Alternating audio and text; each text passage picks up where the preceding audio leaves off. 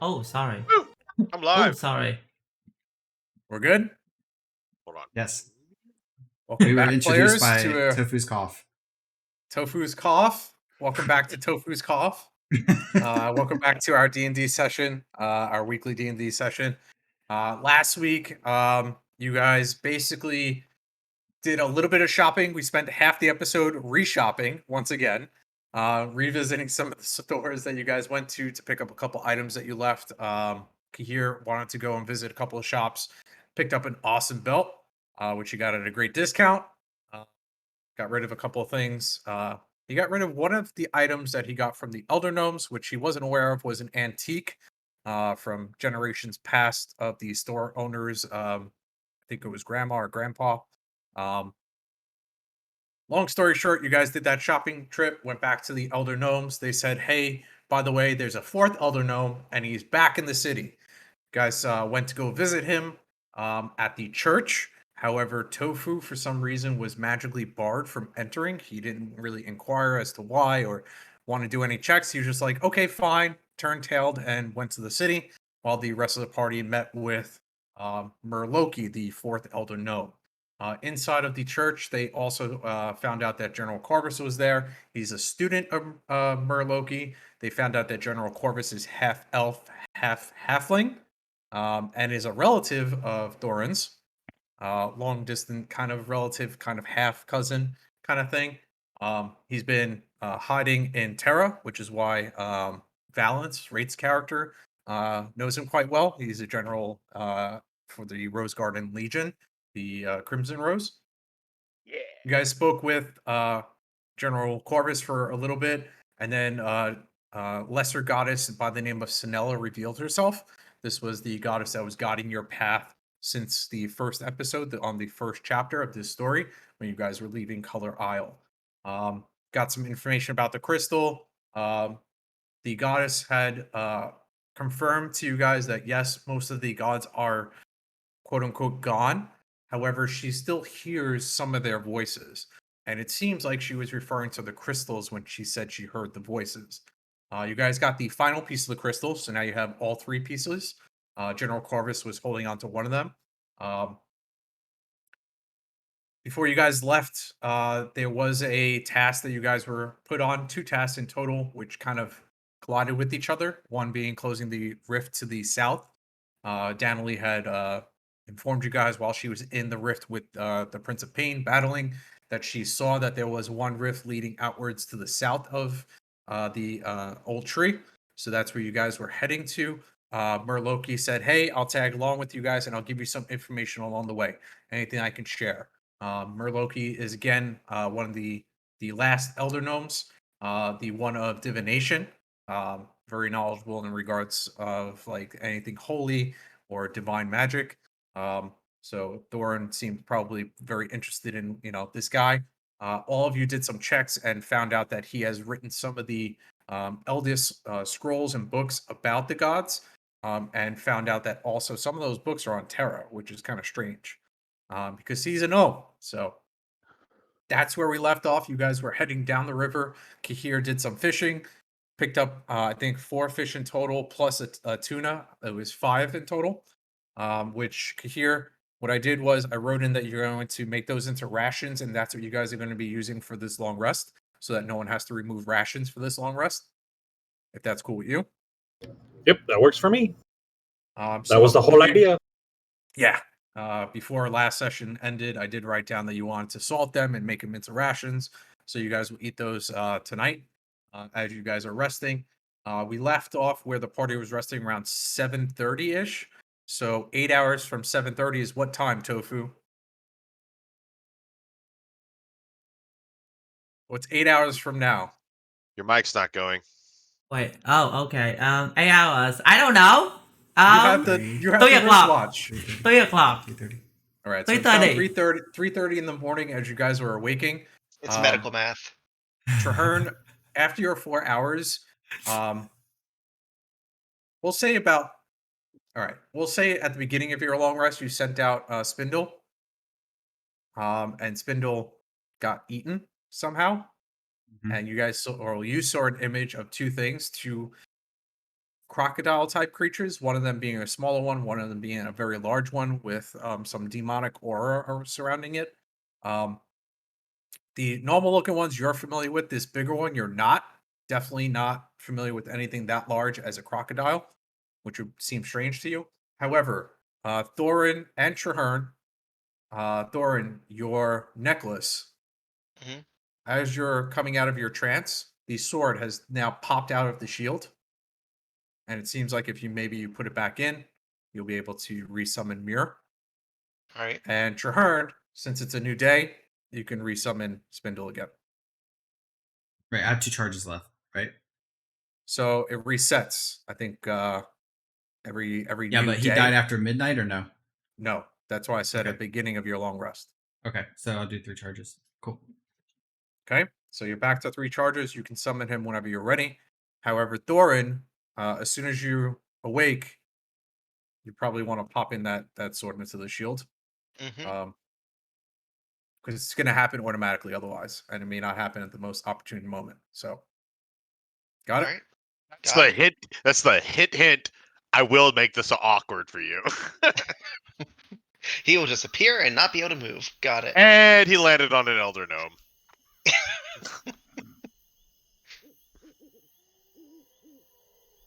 Oh, good morning, evening. What time is it? Wee hours before dawn. The owls are still out. By the way, as soon as the clock hit 8 hours, this thing gonna disappear, by the way. Yeah, it's about another minute or two, and this thing is gonna probably disappear. If you guys want to talk about anything, you have a few minutes.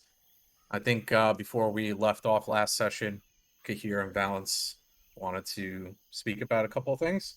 Uh-huh. I will mute.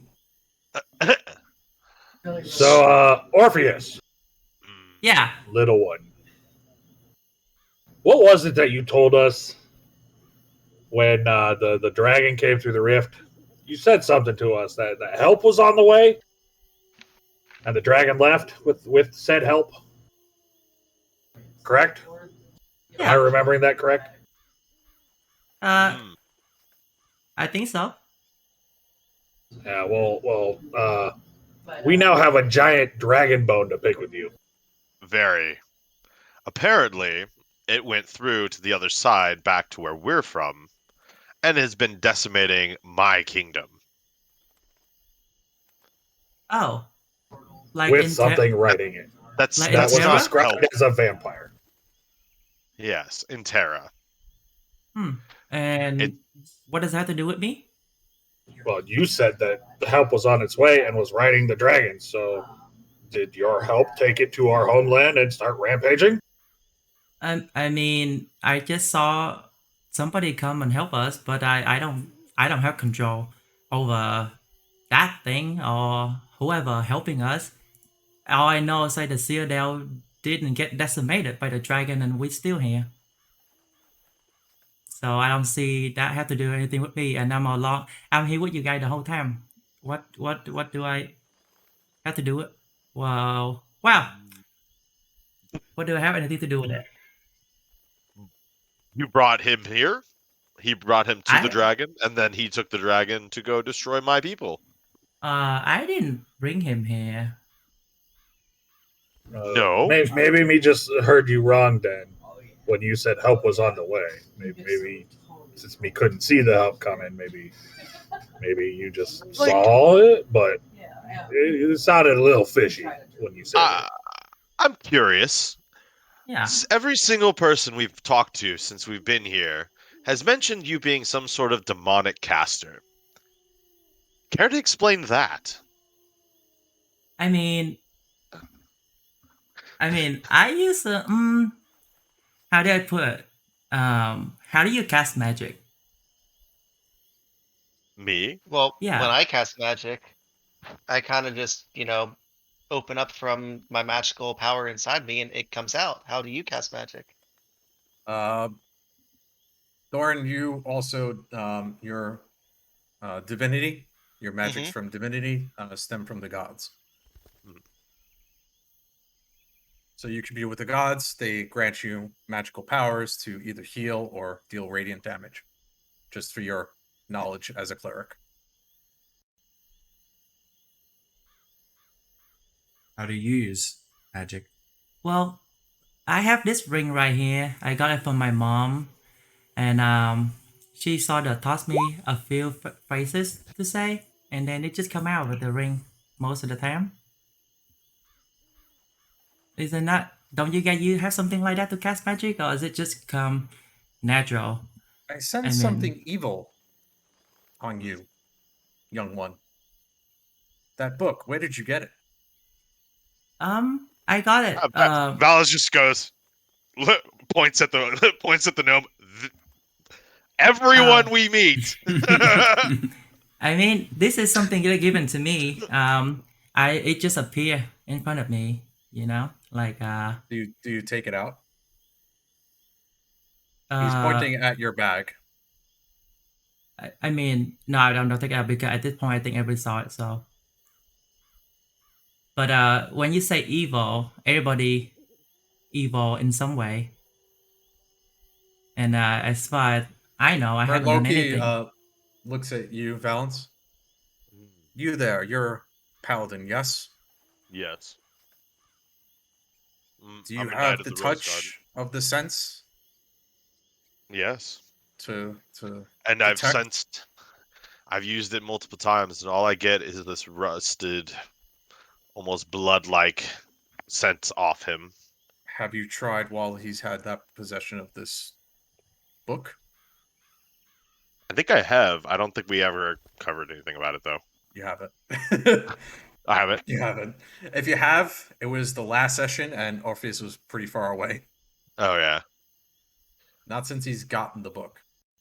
And also, you did, but when Orpheus was in the tavern, it was through walls, so you didn't really sense anything. Where the hell is it? Oh, there it is. Boop. Oh yeah. So a couple things actually ring out. How far does this go out? It goes 30, 60 feet. 60. 60. Yeah, Not quite. double Okay. check. One thing in particular, or a couple things actually. So, Loki, you get a strong sense of celestial good. Not that he's a celestial himself, but he's probably the closest thing as if you were talking to a god almost. Kind of how the presence of Snella was. Thorin, Traherne, Kahir, all good. However, with Orpheus, again, you get that taste of blood in your mouth, that irony taste. Again, it doesn't feel evil. However, his satchel itself and whatever's in it is fucking evil. It just Like radiates it. demon. Fiend. Straight up fiend evil coming from his bag. Possibly undead or fiend. It's kind of mixing like a really bad taste in your mouth for both of those. So, You've yeah. had agita. It tastes like agita, like a burning, shitty taste. So that book that you have in that satchel, the one you kept near the gem, what is that? Where did you get it? How did you, like, why do you have it? Why are you, if it's that evil and sinister? I mean, it's just something that I've been studying. Since my mom taught me some magic, and last time we were at that magic shop, the girls showed me how to contain whatever in it. So far, so far it worked out just fine. Like you see this hut right now that we're in, which gonna be disappearing in like 1 minute. By the way, is what I learned from the book. I see. Then And why does it radiate with evil? Just because you utilized it well once doesn't mean it'll always be utilized properly. again, I'm not as old as you guys, but evil is something that sort of subjective. Evil can do good. Good divinity, good people can do bad thing. It's just the way that person handle thing, right? Yeah. True. Like summoning something that takes an undead red dragon off to destroy my home people. I mean, but by saving 1,000 of people in this war as well. So who to say? Pretty sure it's killed thousands. Loki speaks up. Since we have a task at hand, maybe put this conversation to a later date. I can briefly explain what this man-child thing is, so that everyone's in understanding. And he's not evil himself.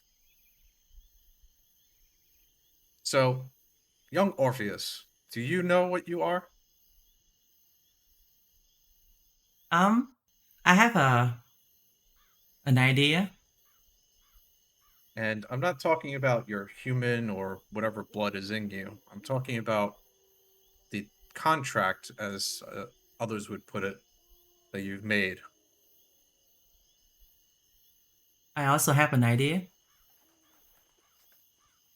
So, to make it easier for everyone to understand, and he looks at Kihir as he says this, this child, Orpheus, man, has made a contract with what we would call in this world a demon. Now, the demon can help, the demon can hurt. It all depends on what powers or how much powers young Orpheus is drawing from this demon. Usually, the demon will not seek to harm the individual or its companions. However, I sense that this demon in particular, and he begins to kind of hold his hands out in a circular motion. This particular demon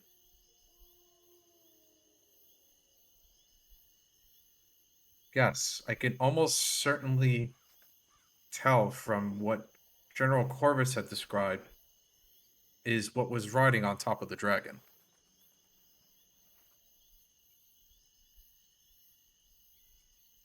And again, I use demon loosely. It could be any type of creature with strong demonic power or a bond with someone to lend them their magical strength.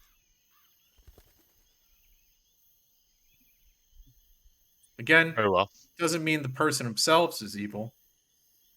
However, with power comes responsibility and a cost when working with certain types of beings. Not like the gods, who are constantly watching over and ensuring that there's balance. These demons don't use balance as a tool. They seek to upset balance. So how long do these Us, yeah. contracts typically last? Ultimately, they usually end up in death. And not for very long. Whether it's the person who was contracted or the demon themselves ending up in death. I believe Daniele was trying to help you, young Orpheus, to seize your contract and teach you in different ways, such as sorcery or wizardry. Yeah, I believe so. I believe that's why she gave you that pearl. Anyway, maybe a matter for another time. As the hut disappears. Kahir goes to start packing up a little bit and grabbing some of the belongings from him making preparations or whatever, and then all of a sudden he kind of like stops and admires himself. And he goes, "Wow, this must be power of belt. Yeah, down in Me feel good." Here looks a little bit more jacked than he normally does, and he's always pretty jacked. So Traherne looks at the group and so guys, I know this is all really interesting about Orpheus, but we have some more pressing issues at hand. Last night while we were resting, I sent out Spindel down to the south just to scout the perimeter, and I woke up kind of shocked to a vision of Spindel being eaten by an alligator I wasn't able to see too much, except that I could see an alligator and something much larger. I'm not really sure exactly what it was. Kind of resembled an alligator, but I've never seen anything this size before. Dibs on that one. About 80 feet south, by the way. I'm up for a fight. It could be a good warm up for the morning. I think whatever we should do as we should move together.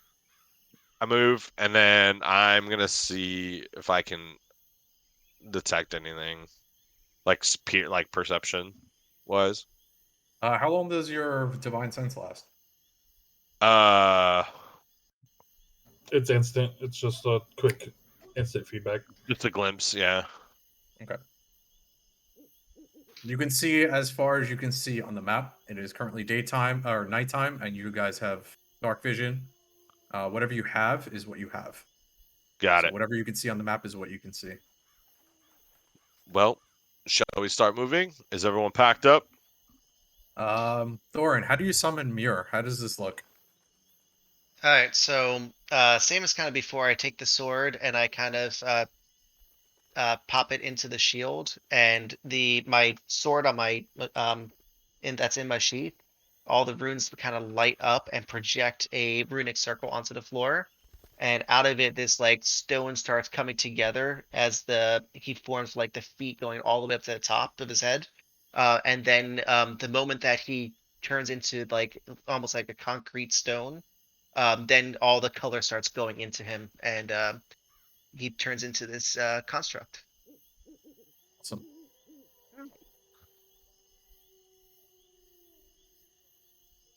Yeah, you guys can proceed. Murloki kind of waits on Kahir. Yep, He I was can't. just. He's just sitting on the ground. Yep, I was just gonna ask. Are you ready, good sir? Ready to go up? I'm moving. He hops up. Valance, as you progress south, hold there, guys. You begin to hear some rustling of some bushes and a splash of water. I'm going to pick up a stone, and I'm going to use my cantrip for light on it. Okay, how far are you throwing it? As far as I can. Roll me This direction. athletics or acrobatics, I guess. Dexterity base is a throw, so either one. 9. You said this way? Yeah, that general direction. Okay. I'll give you this. Bam. Oh, that's a big guy. You see it, it sees you, but it doesn't advance. I look at Lucky and be like, "You up for being in close quarters? Because that's how me roll." Do we have to fight him? That's the Water only path. and stick. It seems to be the only path that I can see. I mean, if You again hear rustling of bushes to the south. Well, we are on the right side, so we could try to Bypass skirt them. the edge. if we walk back a little bit behind one of these bushes, I can try to help us hide as we move through, like we did yesterday before we took a rest. Okay, It's, I'm down. it doesn't always work, but we can give it a shot. Just be ready for anything. So, Balance. Traherne, You see, yeah, as you take a step back, the giant croc to the south begins advancing forward. I need everyone to roll me initiative. everybody's on initiative. Everyone roll initiative. My initiative looks. We'll see.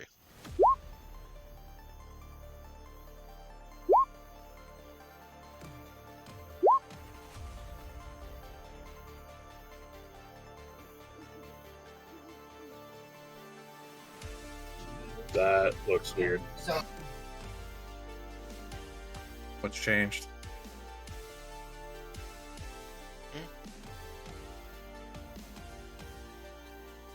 What happened? He had, Valen's initiative is all sorts of Yeah. weird. yeah, There's a reason for that. he Danger had set it up. he has a bracer, right? Yeah, The bracer only it's plus. basically it basically takes it does 2 rolls and takes whichever one's the Oh highest. yeah, I fixed Oh, that's Valence's right. initiative. So he Uh. has the spurs and the bracer. That's right. So he gets advantage and he gets a +1. Weird. But I didn't have my token selected when I did it, so you're gonna have to like throw me in the turn tracker, or I have to reroll. Eledrin. It's not adding what my was your mirror roll? in. Oh, there it is. 20. Yeah, It's in there. It's just at the bottom. Hang on. Let me roll the initiatives for all these things. Oh, I can literally just there we go. How many I have to roll? Too many. Right?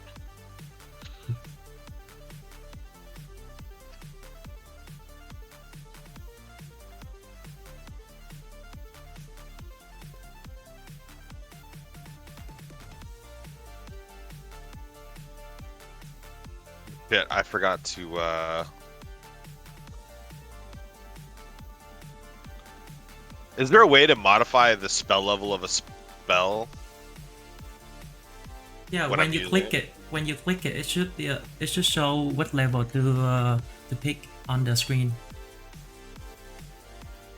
So just try to click it and then go back to like the main one, the main on your map. It should show up Yeah. a window. But mine's weird because it's Divine Smite, right? And I can change the level at which I cast my Divine Smite. Oh, and it's in the it's connect to the weapon. The attack, yeah. Can you not Yeah, roll so- separately? Didn't I and add then- Divine Smite as a separate roll? In your I have the option for that, yeah. I've just been connecting it. So I'm gonna for test every it right level now. above, you just roll it again, I believe. Oh yeah, I can't actually send it. There you go. Right there. Oh yeah. Go. And then just add on top, You right? just, I think you add a D, so that rolled 2d8. Yeah, and if it's a 1 level up, it's a 3d8. I was just testing that roll, and it's not working still. All right, I'll just add it in.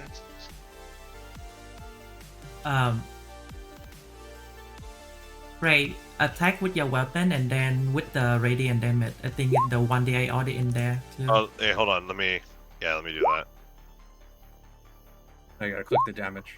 I had to, but I didn't have it check marked when So I did it it. rolls 2d8 Oh. and Yeah. get radiant damage. I think I just need a separate one. D8? You want me No, to make just- separate just- D8 for you?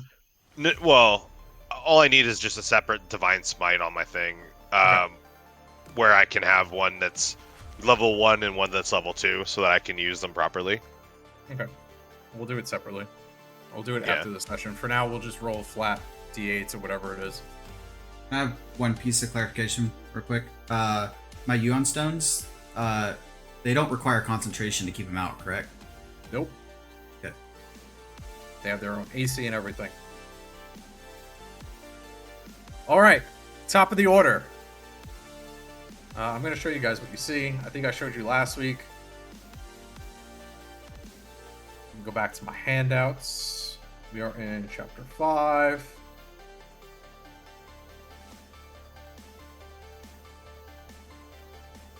Bam! Very similar looking crocodiles or alligators, depending if you're from Niflheim or Terra. However, the demonic looking one, definitely much larger than the regular crocs. And it looks like maybe they're the babies. They definitely look like they're following the bigger crocs as they approach. Hey, Danger, I added it for myself. Cool. I'm this gonna one's make gonna so move many up. crocodile bites. This one has 20 feet of movement, so it's going to go to here. And Valence, you're up. Before I These go, things are definitely coming after you guys now. before I It move seems in, like I they're look trying to surround you. back here. I'm like, hey, maybe we can get some of these teeth and turn them into a weapon. and then I start moving forward. What is it? 5 per? Yeah, I can make it 10. And then, does he get an opportunity or anything crazy? Nope. All right, I'm going to attack him, and I'm going to use level 2. Well, if I don't hit, yeah. Of course I don't hit. Can I? That's a miss. Should I just? I'm going to use my number. Will that make a hit? No. Whatever. All right. It was a low you've number already anyway. used I your was. number, which was 12. Yeah. It was just a shot in the dark to see if it would work. You doing the backhand? Yeah, of I'm going it? to follow through. Yeah. Back end of it. It's also a miss. Jesus, see? This is what I'm talking about, Yeah, man. add Murloki. Sorry, give me 1 second. Let me add in Murloki because he's in the fight too. He's like, watch my hubba and throws magic at him. Wait, where's Ray at? I don't see on my screen. Balance right here. He's in the dark. I'm farther down. I'm down further than you are. I don't see it. Okay. That's good. That way you won't hit him in the back. Well, that was because I don't see it. He's gonna just start shooting magic into the dark. Did I hit it? You have to see Did I something in hit order to hit it, by the way. I know. All right, think. Murloki. Select his token. Bam. 10.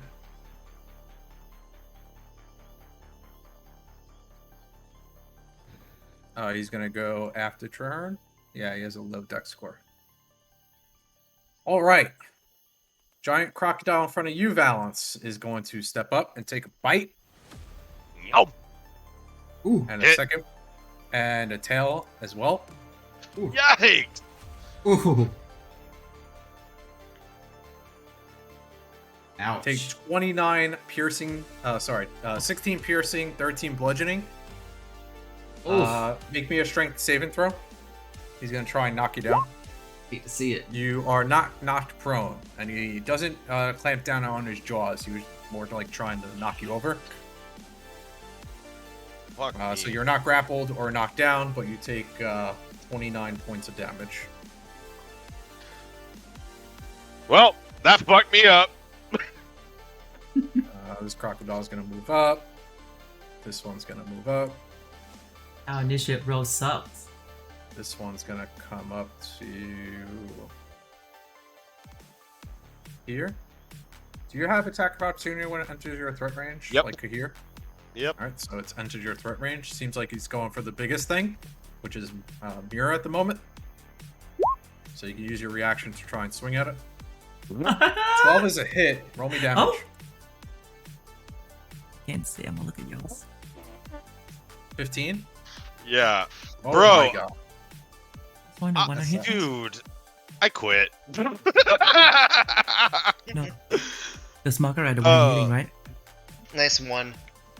This Yeah. one's also gonna move No, up. the one I'm hitting right now. Wait, how It does? is your turn. Hold up. Yeah. What? No, that's right. You're right. It's right.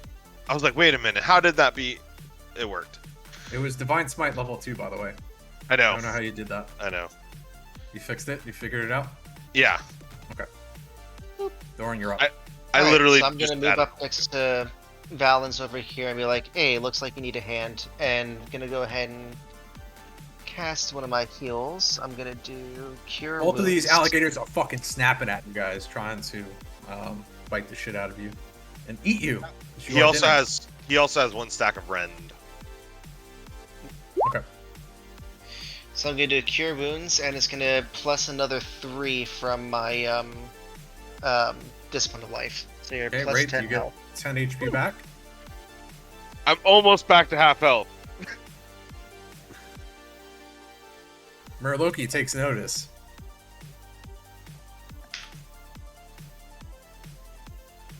You know what? That is the end of my turn. I don't really have a bonus I can throw on right now. Isn't Cure But for Wounds a bonus?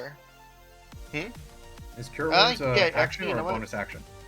Cure Wounds is a Action. action. I think healing word is a bonus, right? Yeah, healing word is a bonus, but Yeah. cure wounds is actually, you know what? Let me do healing word as well. Healing word, level 1. So 4 plus 3, so another 7 health. That's half. Great. Another 7. Back to your HPs. So that puts me at 30. What level were these spells? These are level 1, correct? Both were level 1, correct? Okay. That's why it's Now good we'll. to have a cleric, because you guys are Yeah, I about to know. get messed Now, up. now I'm only down 12 HP. Mhm. Sharka jinxed me. Anything else in your turn, Thorin? Not for him. For Mir now, I'm gonna go ahead and have him move down, and we're gonna take a whack at that crocodile. Go for it. Wickety So- whack 'em. I don't have my spear weapon out right now, so it's gonna be the fist. Okay. And he has multi-attack, so he can do it twice. Oh shit! I have 2 attacks. Damn it. Whatever. I think you did. Bolt hit, roll my damage. How do you want to kill it? Alright, so Mir, pretty much you see this giant fist Oh, just go straight down onto the crocodile's head, splitting it right down into the ground, and it like creates a crevice into the ground where the head like has just pushed through the dirt. Yeah, this thing gets decimated.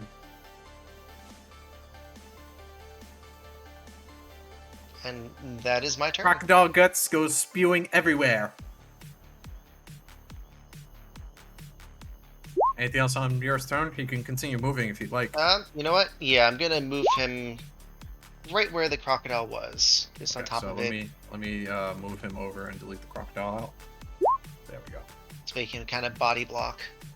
Yep. Alright, and that is my turn. Orpheus, your turn. Yeah, I'm going to use my form of trade and then transform into my attack form. Okay. So I'm gonna roll. I'm gonna do that after, and then as I do that, I'm gonna say, "Remind me again, why did we run away?" And I'm roll going. me a D10 plus your warlock level for your temp HP.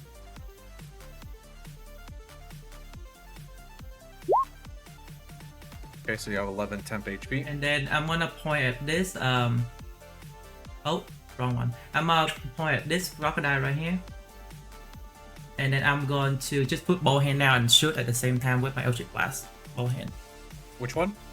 The one in front of me, closest to me, right? Oh, I can. Right This here? one. Yeah, that one. Okay. And then I'll do 2 Eldritch Blasts. There it goes twice. There it goes. You can cast 2 Eldritch Blasts. I can, yes. I can do 2 attack at level 5. 2 beam, actually, to deepen the enemy too. You can cast 1 spell. Right. But This 2 is not attack. a melee attack. At level 5, Eldritch Blast, I can do 2 beam. Is it? Yes. And I can do different. 2 beams at different level mods- 5, 3 beams at level 11. Okay, I see it. Yeah, so I can do a 2. It doesn't have to be one enemy either. No, you can split them. Gratification. Yes. Yeah, it's fine. Zeph. I thought so. I disagree with Raw, so I just wanted to Especially clarify. because it says you can use a bonus action to cast one and then an action to cast another. I think it's unfair to have a spell as a bonus action and a main action spell and not be able to cast both. I agree.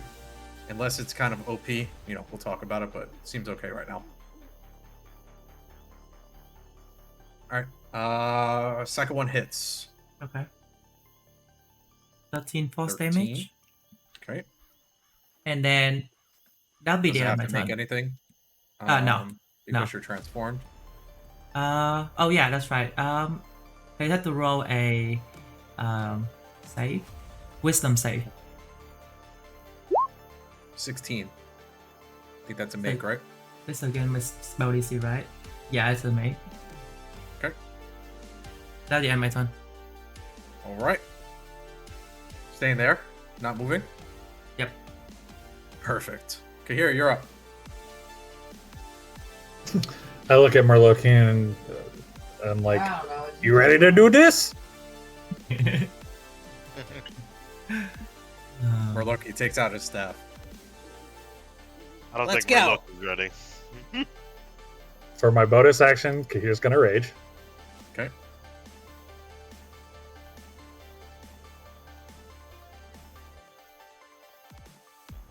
Feel like you're gonna go to the guttural rage, and he's just gonna be like, "Shit, what did I sign up for?" And then I'm going to attack twice this crocodile right in front of me. Go for it. Do me one attack first. Yeah. That one's a hit. You killed this one. How do you want to kill it?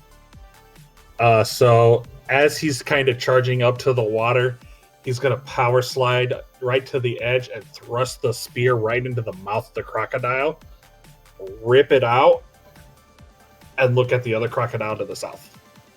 Hey, try not to tear it up too much. We can make wallets out of it. Oh, me no. Me have lots of ideas. It's gonna be fun. And then I'm gonna Your use first the, attack destroyed that one. So. and then I'm gonna use the last 10 feet of my movement to shift down and wait there. You have extra attack, right? Right, but it has to be against the same target because it's two simultaneous attacks, and since the first one killed it, the second one is lost. Okay, Unless you want to change it, but that's how it is. Right? that's fine. We'll go with that for now. I might change it.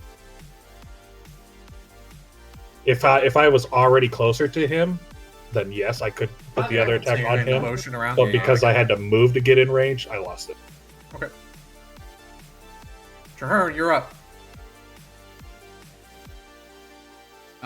So I'm gonna start off with. So you see Traherne lift up his hands like this, and he puts his head kind of like down towards the ground, and wind starts blowing. And then you just see little lights coming out of the grass, and these fairies like starting to come together, almost like a swarm of locusts, just like a bright light. And I'm gonna cast Fairy Fire behind the large crocodile to the south, or the demonic one. So that just the crocodile is clipped by the effects. What color? Give me a color. Let's do like a pink. Bam! You guys see that? Mm-hmm. I Everyone do has not. advantage to hit. You don't see the pink or around the croc. Oh, because you're No, because I'm out of range. you're not in range. Yeah. I has no dark sight, me blind bitch.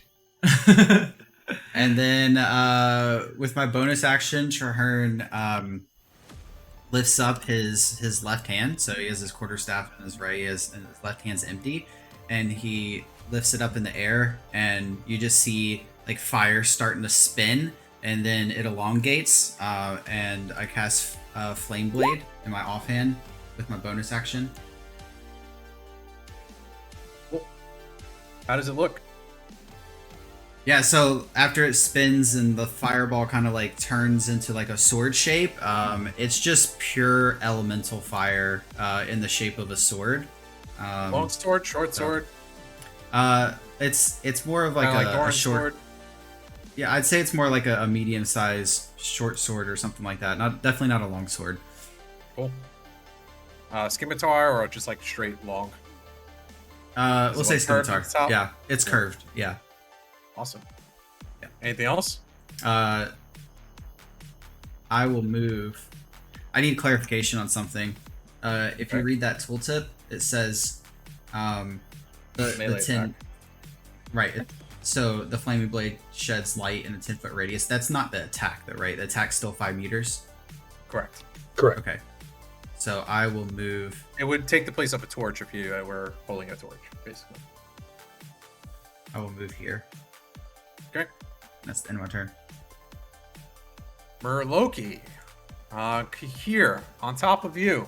Murloki taps your head a couple times and opens up your vision. I can see. I can fart. He then Holy crap, you're big. I'm gonna make so many necklaces.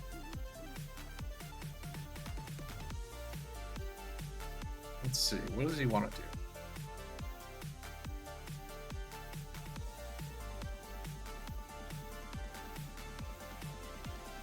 do? Okay. He's going to flick your ear, Kahir, and cast haste on you. Oh, yes. Okay. Wait, how does it look? It just like flick your ear. That's it. He flicks his ear, and Kahir has like this Super Saiyan aura come around him. Wow. An orange glow kind of surrounds Kahir. And Okay, you're just Kahir what Super Saiyan. Do you Kahir think hair's like has start gone to moving the really next fast? level. Do he move like really fast at the same space? Like, Yeah, when Kahir starts to move on his next turn, you're gonna see he's much faster. He kind of looks like he's blurred when he moves. yeah. And Murloki's gonna be like, "You go get him, big guy. I'll leave it to you." Cool. Which crocodile is this? This one is. Where is this one? Oh, he's the last one down here. Okay, he's gonna move up to here. The giant croc here. How much movement does he have? 50 swim speed, so he's gonna move up to here. And He enters my range. he enters your range. First hit. Nice. Yes. 14. So you stab it. Open up a wound on its side. It's going to attempt to bite and slam its tail at you. First the tail, then the bite. Make me a strength save.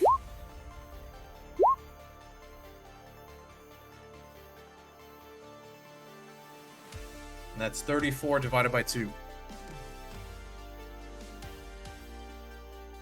So 17. You are knocked prone. Which doesn't matter because you're haste. So you're just going to get up and fly around the battlefield, but currently you're knocked prone.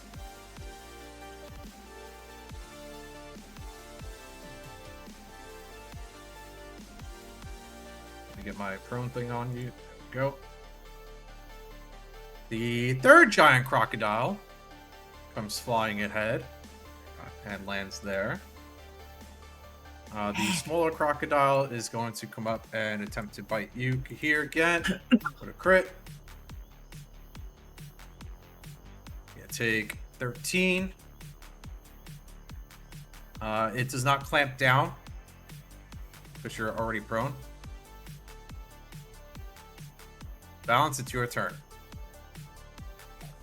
Mother. No, I'm just kidding.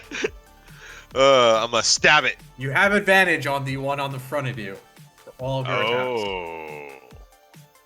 I'm gonna stab it. First is hit, 17. Alright. Roll me all the attacks. Oh, roll all the attacks? Roll me all the attacks. 20's a hit. 13's a hit. Sorry, 13 is a miss. Oh shit, but I didn't take. So that's 28. Math. It's 30. Right. For the first That's hit. the first one. The second hit, the radiant damage doesn't count on this hit. Okay. Because I just don't have the spell slot for it. So I 6. just did, yeah, the 6 damage with that. 2 Ren stacks on him.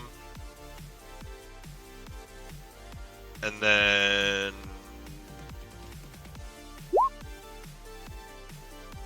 Hold on. I had it's a gonna plan. be his turn, so you can roll him now. I had a plan. I wanted to check something first. Man, not worth. Never mind. That's it. Roll the 2 Ren stacks now for damage, Oh, okay. because it's its turn now. So it's gonna take the damage at the start of its turn. So 7, additional 7 damage.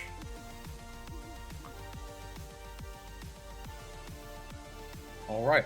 Anything else before begins to attack you as well? Again. No. Oh, he's a big old behemoth. I don't think I can do anything else without. A 13 and a 22. Oh my god. The 13 misses with the 22 hit. 28 piercing damage. Oh, my dick. It clamps down on you. You are currently grappled. On your turn, you can attempt to escape with the strength check, DC 16. However, you are currently restrained. Okay. Help! Help me! The balance say that in the game? Better hit your fall alert Help. bracelet. These two are going to come up here. Doran, your turn. Alright. Think first thing I'm gonna do, I guess might as well take out the big boys. I'm gonna go ahead and heal again. Cure wounds on Valens. But let me upscale this thing a little bit.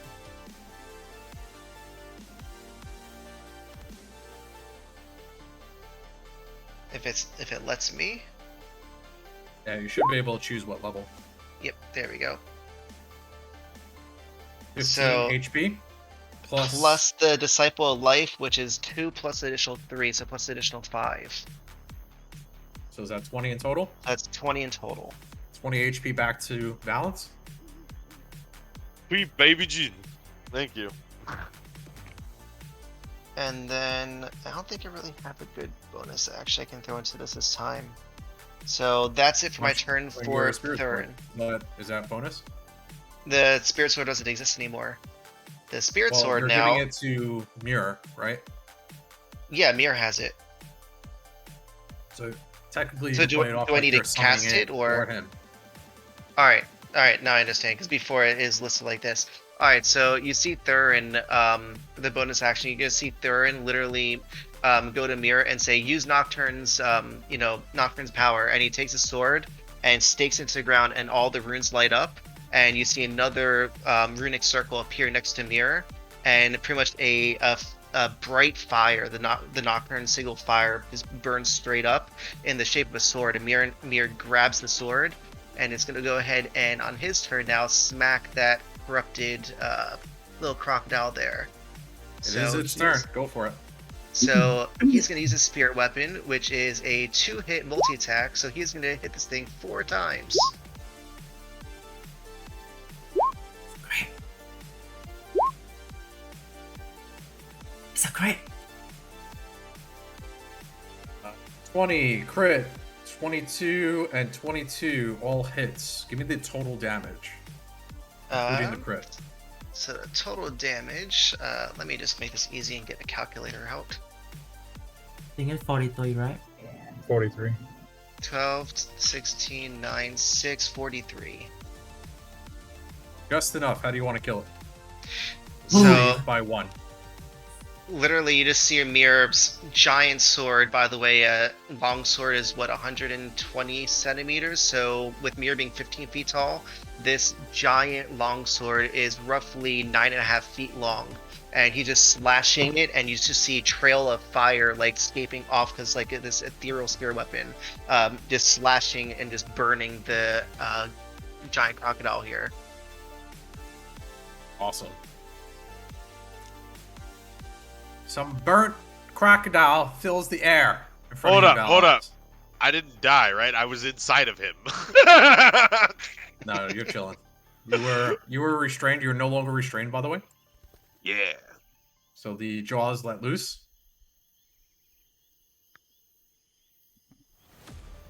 And anything else on Mir's turn? He still has And- movement. He does have movement. At this point, I'm gonna move him upwards to about here. Yeah, there. Alright, that's my Okay. turn. Orpheus, your turn. I'm gonna yell. I was like, "Give it up, big guy!" I'm yelling at me, by the way. And then I'm going to. Is my red eye is that considered an action, a bonus action, or anything, or just my ability? I believe it says as an action. Just double check the text. It says you can unleash this red eye and gain advantage on one initiative roll. That's it. Never mind. Anyway, I'm going to just cast 2 electric blast again at the one in front of me. Why can't I? This one? Yeah, the one right in front of me. Yeah, Okay, go for it. 2 of them. But with bow hand, yeah. Both hit. 16, and then they have to roll a wisdom save. Oops, wrong thing.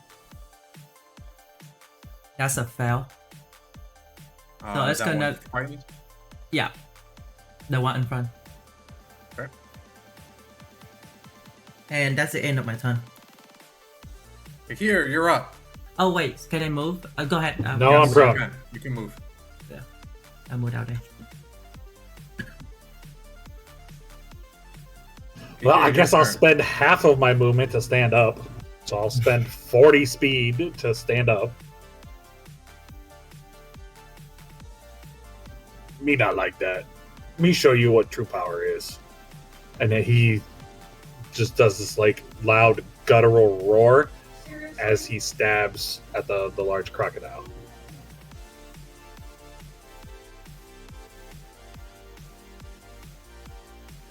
Hit.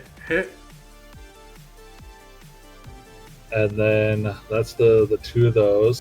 And then the haste action, so 2 more. Yep. Miss. 21. Oh, you're rage. That's correct. Go for it. So another 16.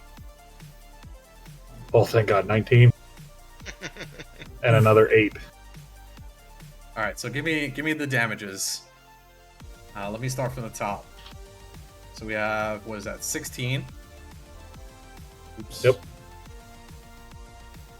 49. Wait, how do you have 4 attacks now? I'm confused. So I He's get hasted. 2, Oh, and then haste gives me another action, which includes the extra attack because it's part of the regular action. So there's 4, holy crap! and now I get my bonus. Oh my god! Yeah, Murloki gave him haste. Hey, Haze, you powerful buff. Go It is for it, very Behir. powerful. He's still up. Oh, he's still up. Okay, bonus attack for another 10. Oh my god. Still up. Jesus. Action surge. Okay. For another 16. Oh my god. How do you want to kill it as you beat the shit out of this thing? So You just in see a Kahir go- flurry of just jabs and slashes, he is just taking the spear and he is poking and slicing, and he like slams it in, gets a nice clean like pierce, and then he flips the blade and just runs it along the side. And on the last one, he runs up the side of the head and kind of splits the brain in 2. Oh yeah. For everyone else, you cannot follow Kahir's actions at the moment. He's moving way too fast for you to even see. Murloki's just going like this as he's flying around top of you. Oh, I'm dizzy.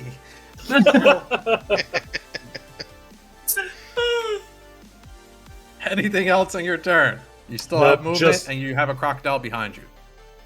Yep, nope. Just in this like huffing and puffing, and he is just literally covered in blood from this thing, and he just turns and looks at the smaller crocodile and grins. Yeah.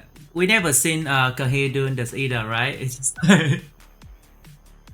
Here, you are also restricted from moving next turn as the exhaustion from the haste lets loose. You begin to sweat very profusely. Because of your haste, you're unable to move, but I believe you can still do your normal actions and things like that, right? Is haste ending? Yes, because he's going to cast something else and it's going to break concentration, I believe. Got it. Well, unless if it's You did another your job. concentration. You took care of the one that he wanted you to do. Yeah, if he's dropping concentration, then yeah. Okay. Turn, your turn. Yeah. So, we defeat the one over on where I'm standing. So I'm going to. You're kick the shit out of the one to the left. Yeah. There's another one coming towards you guys though. Yeah. I'm going to use Fairy Fire again, actually, on the remaining large crocodile. So we can just move that circle over to him. Give me 1 second. Wait, 60 feet. Wouldn't it take the small one too? Huh? What are you talking about? Oh, 20-foot radius, wouldn't it? You're hitting everything to the north. Yes. Well, I definitely want to make sure I clip the large one, but You do it right here, hit everything. yeah, if I right can get here. everything in it, that works too.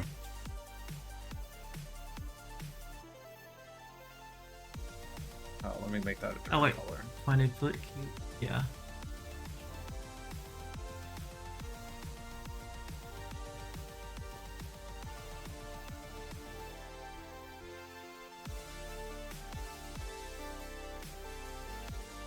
Could have did this easier, but it looks cool with the little aura thing behind them. Cool. Fairy Fire has hit the last remaining giant crocodile and the two to the north as well that were going towards Orpheus.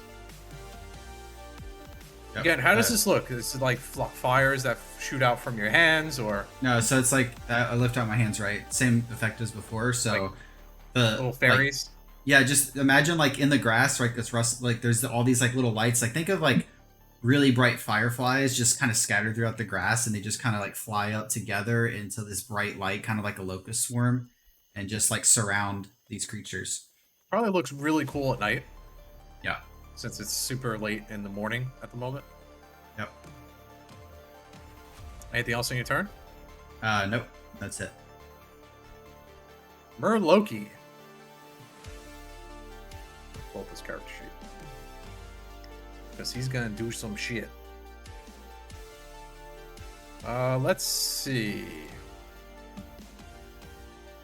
Yeah, that'll hit all three.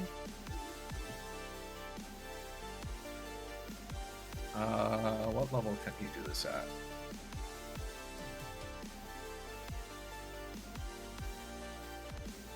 Fuck it.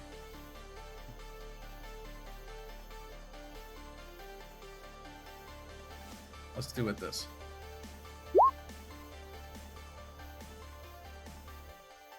We're in a cast.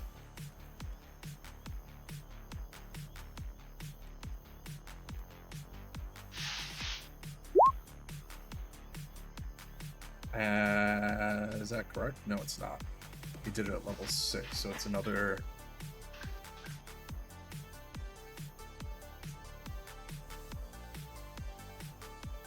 one, so that's 61, and a dex save, which doesn't matter because these two are gonna get instantly killed. So you guys see Murloki lift up his staff, point at Orpheus for a moment, then turn towards the crocodiles. And Orpheus, you probably get PTSD for a moment, even though he's not there, as a column of lightning begins to circle around Murloki's arm, into the staff, and outwards forward in a column of light straight forward. As 61 points of lightning damage shoots across in a straight line, hitting the giant crocodile and the two crocodiles to the north. These two are instantly dead.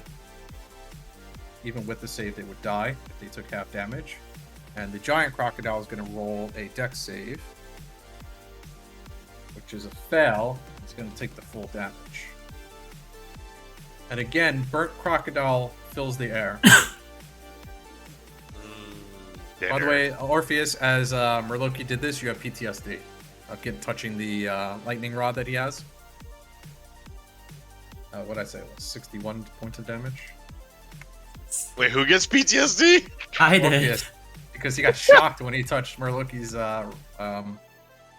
quarterstaff last time. I did. That's like... Oh. Been a while since I did that one. Murloki says to Yuki here. What's up with you and lightning? I love it. Let's see, which crocodile? This one's to the south. This one's going to move up. He is going to enter your threat range, Kahir. Yes, he is. That's a hit. Not enough. I'm still tired, all right? This giant crocodile is dead. This one is dead. I'm going to remove the little ones. We'll use the big ones if you guys want to skin them and stuff. However, Kahir, roll me a perception check since you have this magical ability to see. To the south, there's a rift. I sees it on the edge of my vision. And it has a turn order at the moment. I sees that. The last remaining large crocodile is going to attempt to bite you, Kahir, and Merloki on your back. Oh no! He's going for the twofer. Oof. Oh How's your my butt? god.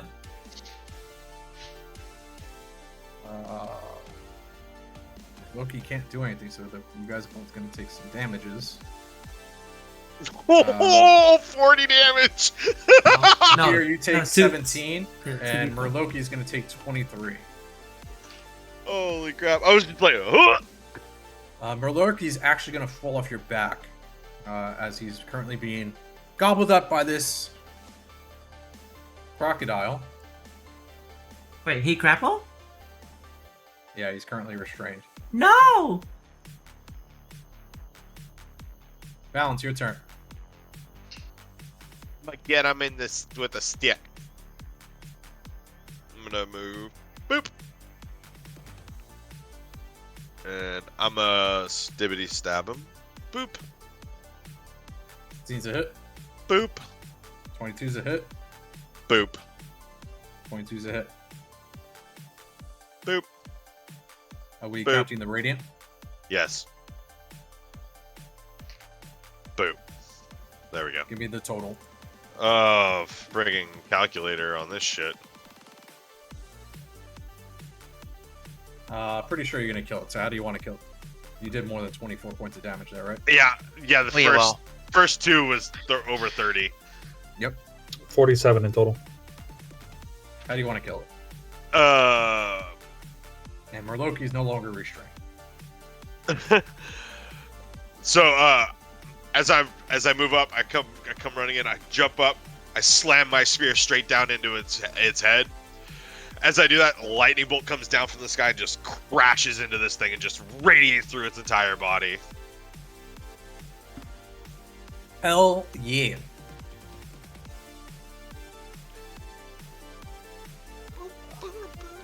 Let's see. Let's roll some intelligence for these last two. They're not very smart. They're going to continue to fight you guys. Hey, This one's more, going to come running into Traherne. more meat. And Traherne. This one's going to attempt to bite you. With a 17. What is your AC now? 17. Makes I it, think breaks you it. made Blah, blah. 5 piercing damage.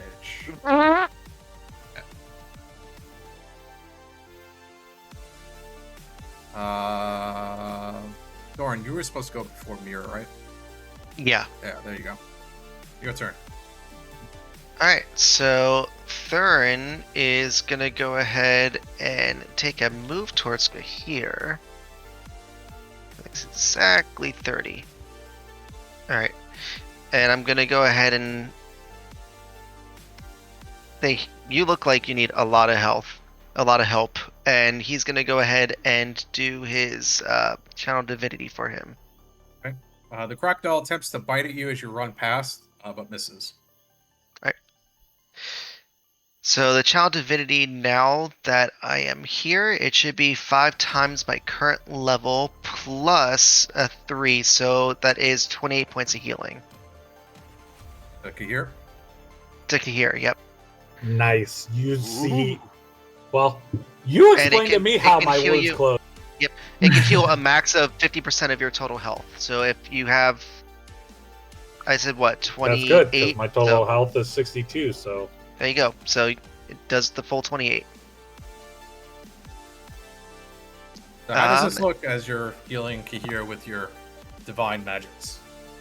So this is the one that I said I pretty much grab my shield that you can see the nocturne signal on, and I kind of plant my shield down in almost like a phalanx position, and I start praying, and you see his entire aura, like his entire body full with this aura as he's praying to his goddess Charlotte, saying, "Oh Charlotte, give us the power to heal my my allies in need." And you seal this aura like flow from the shield onto Kahir. Awesome. And then for Mir, he's gonna go ahead and take a step to the south. That's what, 10 meters. Do me a favor, put him between Yep. the two. Here. If he kills one, he can continue and go to the next one. Yep, that's what I was gonna be planning on The doing. one to the south has Mhm. damage. The one to the east does not. Yep, So if you so want he's to gonna start be with the one to the south, then go. going the one to the south. He still has a spirit weapon out, so he's gonna go ahead and roll that twice. I don't know Oof. why. Okay, what is going on? Only the first two. Both miss. Ew. And these things seem to see this big thing coming at it and very quickly dodge out of the way. Anything else on Mir's turn? No, that is it. His spirit weapon disappears. Okay, so he's got his fist back out and a big shield. Yep, fist and shield. You ever Orpheus, seen your a, turn. have you ever Go seen a ahead. crocodile dodge? Right? Here we go. Here we go. We go. Yeah, that's Anyways, a barrel roll. so That's a barrel roll. I'm gonna try to attack the crocodile that just got the one right next to Trahan Oh god. with Here, to Leafa, please protect Algae me. Blast again. Okay, go for it. Crit! Both hit. I would like to do a curve one this time. You could definitely with the crit. Like I remember I was like, alright, I'm trying again. So you see like put my hand out and then it curve. I would like to like curve It literally past. goes like this. And straight Yeah. down on top of it. Yeah. And then I was like, I did it! I did it! Like, what's that beam that Krillin can do that like shoots out and just like guides Yeah. around? That one. With How do two you of wanna them. kill it?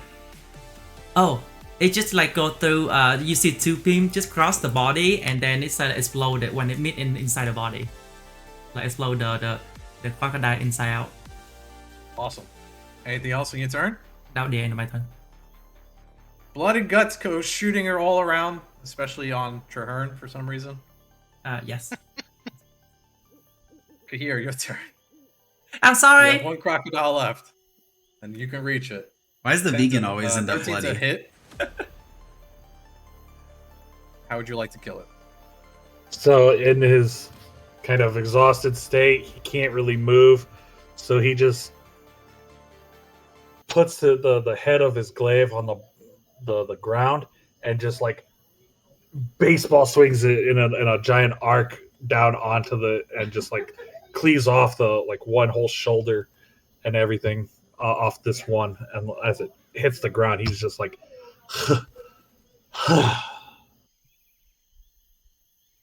Merlurky stands up, dusts himself off. Oh, that was interesting.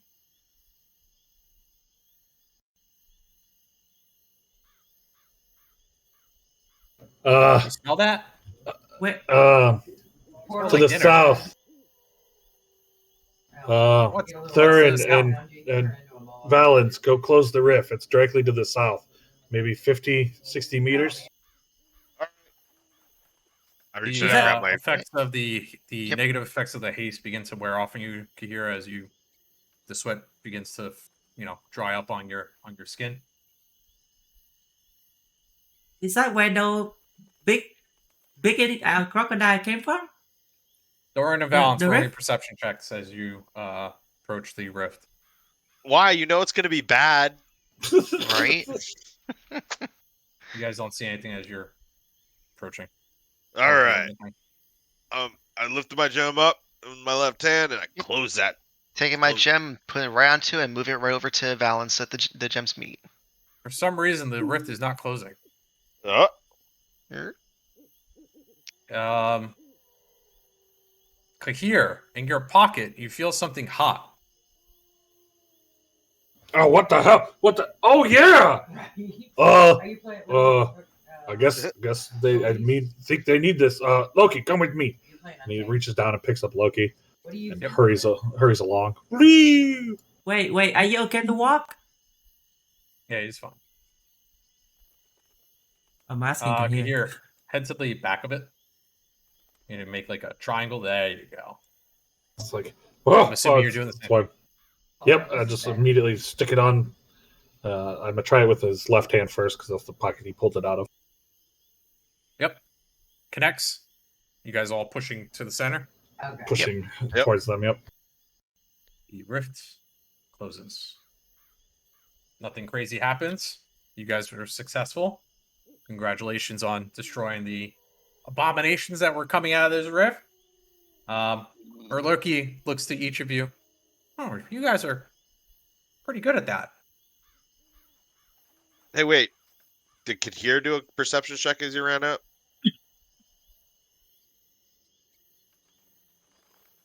Nope. Or Merloki? I would have asked to have a perception check, and you wouldn't have seen anything here. The DC was high for this. It's going higher every time you guys are closing rifts. That's for a reason. I want to take a closer look at the crocodile just to see. Yep. If Before I we do can- that, Merloki is going to speak up and say, "Gather round. I'll take care of everyone's wounds. Let's maybe sit in the middle by the crocodiles as you're inspecting them." And he begins to pray. He puts his hands together. This will take about 10 minutes, he says. And we'll go to our first break for the night. I'll When move you over come to back, Kahir. Traherne, you'll start off with whatever you wanted to do. Yep. As Merloki is offering a prayer and attempting to heal everyone's wounds. He does tell everyone to stay within the area so that you can be cured. All right. All right, 5-minute break. See you I- guys at 9.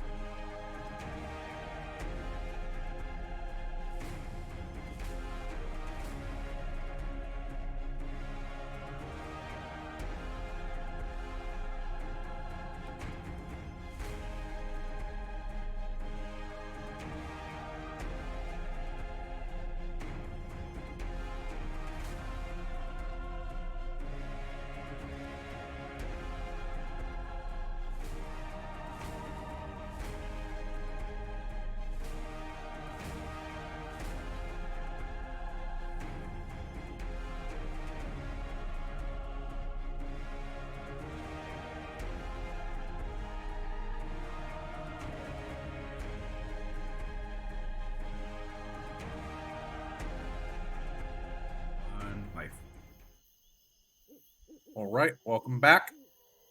Wraith is still out. However, we're hanging out here. Murloki is finishing his prayer of healing. Once it's done, you guys will all get back, what is that, 32 points of health? 33, 32, 33, 32, 33. 33. 33.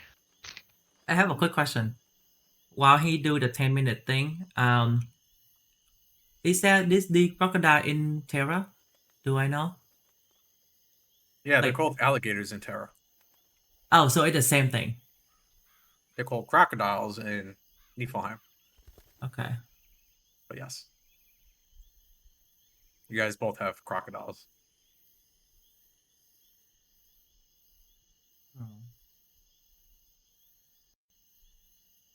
I come over to Kahir, and then So I might again, ask him. Murloki can't speak. He's incanting. So he's just sitting there holding his hands together on the floor. I will go over to Kahir and I'm asking. So, what you planning to do with them? Harvest meat for foods and harvest teeth for necklaces. What about Not the the corrupted one, hopefully. What's What about about the skin? what's about the organs and blood? You not need those. Huh. Maybe skin. If we can get skin and make hide from them, that'd be pretty good hide. Can I try? Look tough. Try what? Like to what? Like you say you're gonna carve the teeth and the skin and the teeth, right? The two largest ones in front of you, Kahir, and the smaller one to the south of you, all seem like they could be harvested for whatever you're looking for. You will have to roll survival checks for each thing you're trying to do. Okay.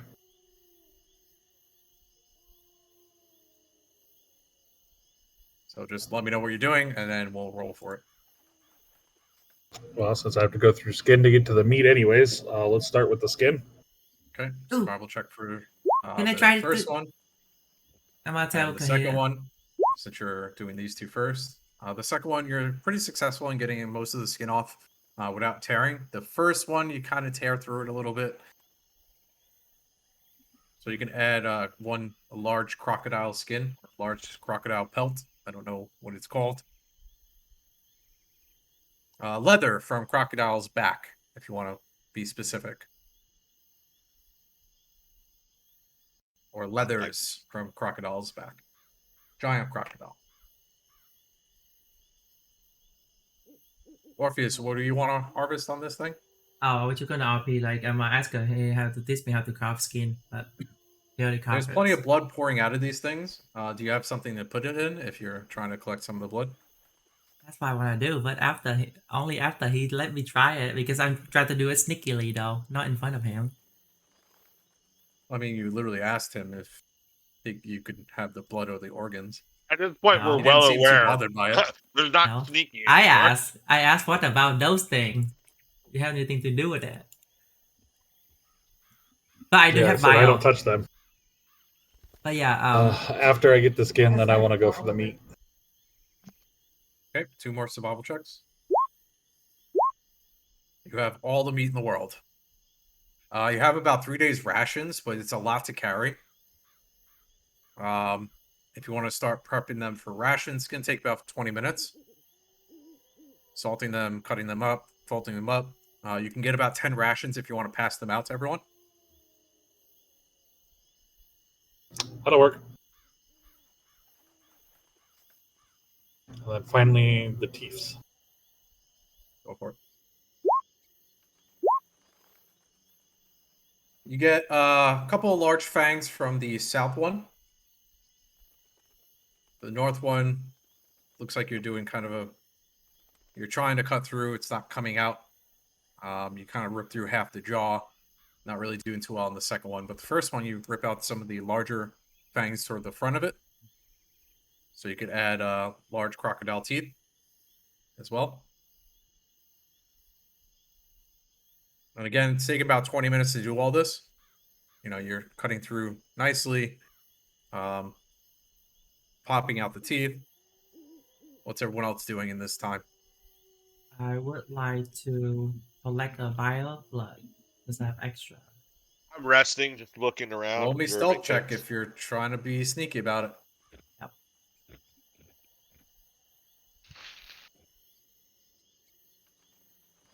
Everyone's watching you do this. I rolled a perception of 14. I'm just looking around to see if there's anything I can forage for like healing potions or You any kind of absolutely herbs can. around. Yes. To the west of the river, you'll see it's actually on the map. You'll see spottings. You could see some to the south here of some red mushrooms. If you want to go around and start collecting them, make me a survival check on each one that you can come across. You guys can move around this map. You could leave I'm Mirror actually there. standing on top of one mushroom. All right, so You are. survival check. So every time you find one, roll me a survival check. As you're walking around the map doing this. Did you take any damage during the fight? I did not. Okay, so you don't have to stay near Murloki if you don't want to get healing. Yep, you get a mushroom from this one. You just keep rolling survivals every time you see the red things on the ground. Yep, you get one from that one as well. I think Traherne Yeah. walks over to one of the crocodiles and it's kind of half carved and looks at the corpse and it's kind of investigating the corruption to see if I'm familiar or if I can tell if it's like magic or what type of corruption. Right. Roll me an Arcana check or a Nature check. Thorin, you can cross the river. It's up to your waist, but seems okay. There's also rocks blocking in case you do lose your footing.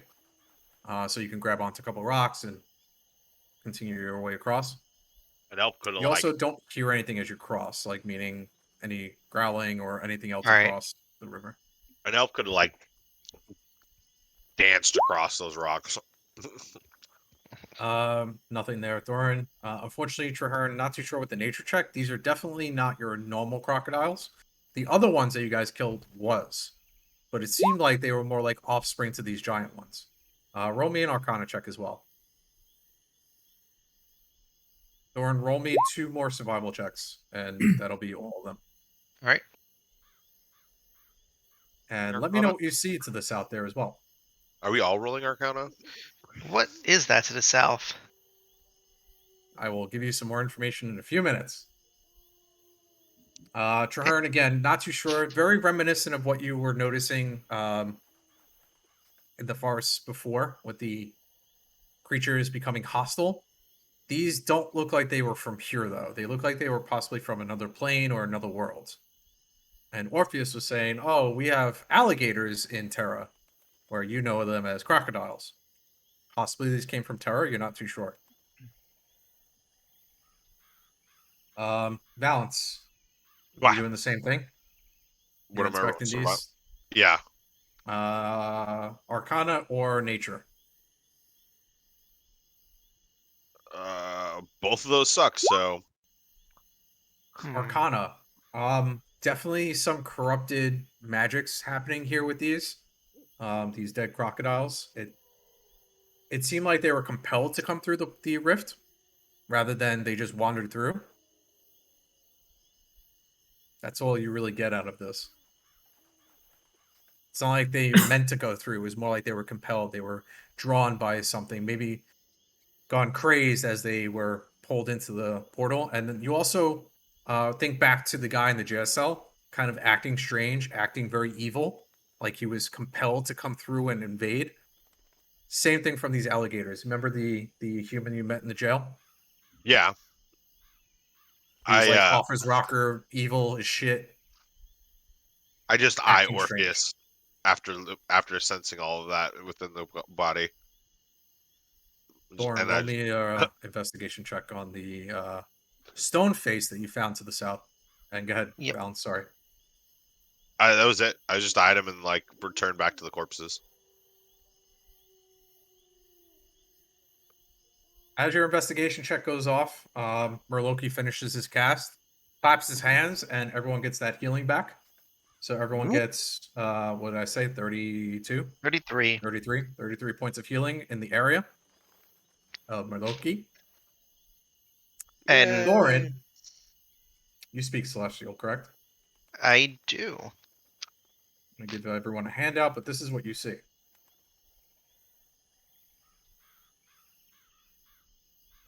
There is a rune on the stone head, and as you touch the rune, as you're inspecting, it begins to glow.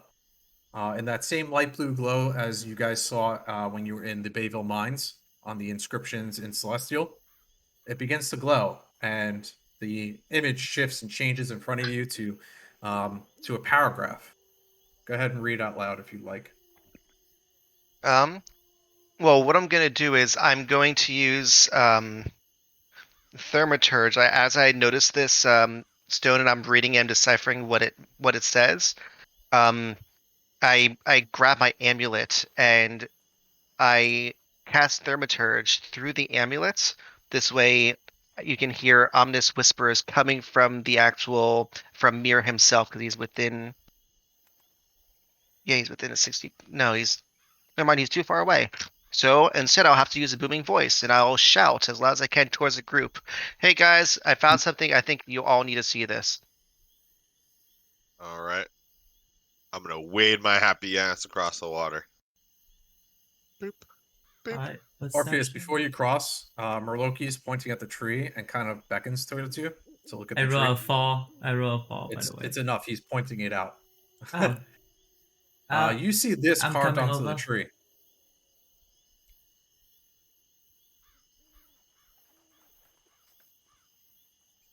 Do I know what it is? Seems like a strange carving. Can I... Can I come over and touch it? Yeah, it's like right here. I want to touch it to inspect it. Yeah, it just seems like someone carved like this image into the tree. I look over to him. I was like, what is that? It seemed like some symbol. Beats me. It looks like a crude drawing of a flame. Like a magic inscription? No, seems just like a carving. I don't sense anything coming from it. Okay. I have no idea what it is. Probably something to take note of as we should head over to your comrade. I believe he's found the first stone head. Come, let's Okay. go. Right. Wait, he flying himself? No, he's on top of Kahir. Oh. I was saying on it.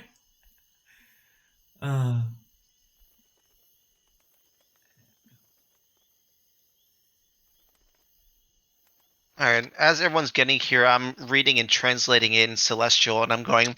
So this says, ye who are seeking divine rooms of knowledge, south into the clearing, yet not as far as Sylvain September. Records in history preserved by keepers and angels. Intruders and unworthy beware.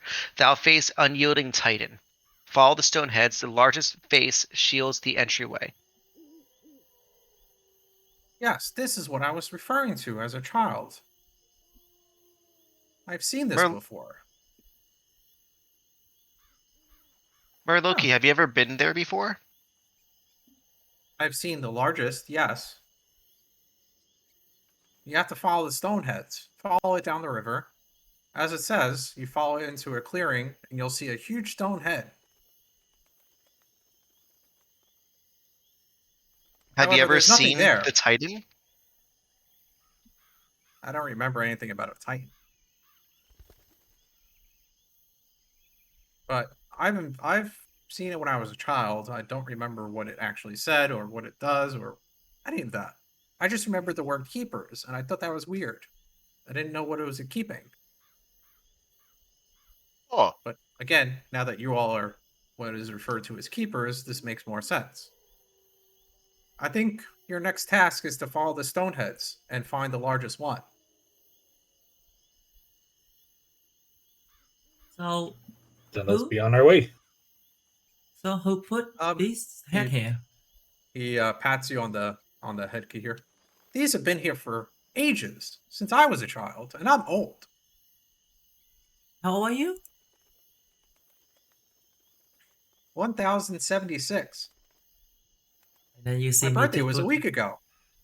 you see Alfred just counting his hand finger. I was like, wow, that's older than the Excuse me, city. Master Kihir, can you, I have a favor to ask. I'm going to return to the Citadel and report to Danley that the rift has been closed and do some more research on these stoneheads. However, I can't get back by myself, so I'm gonna cast a portal, but I need you to push me into it. Okay. I'll Put be him in the down. port. Yeah, he kind of just brings him down and just kind of lets him rest in his hand.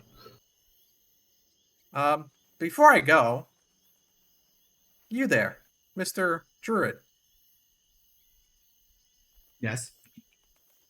I see you have a loomstone, I do. but your weapon, What about it? can I see it? Is he pointing to like my staff? Yeah. Okay. Yeah. So yeah, I just hand it over to him. Is this from here? Where'd you get this? I made it myself Oh, when I was living in the forest.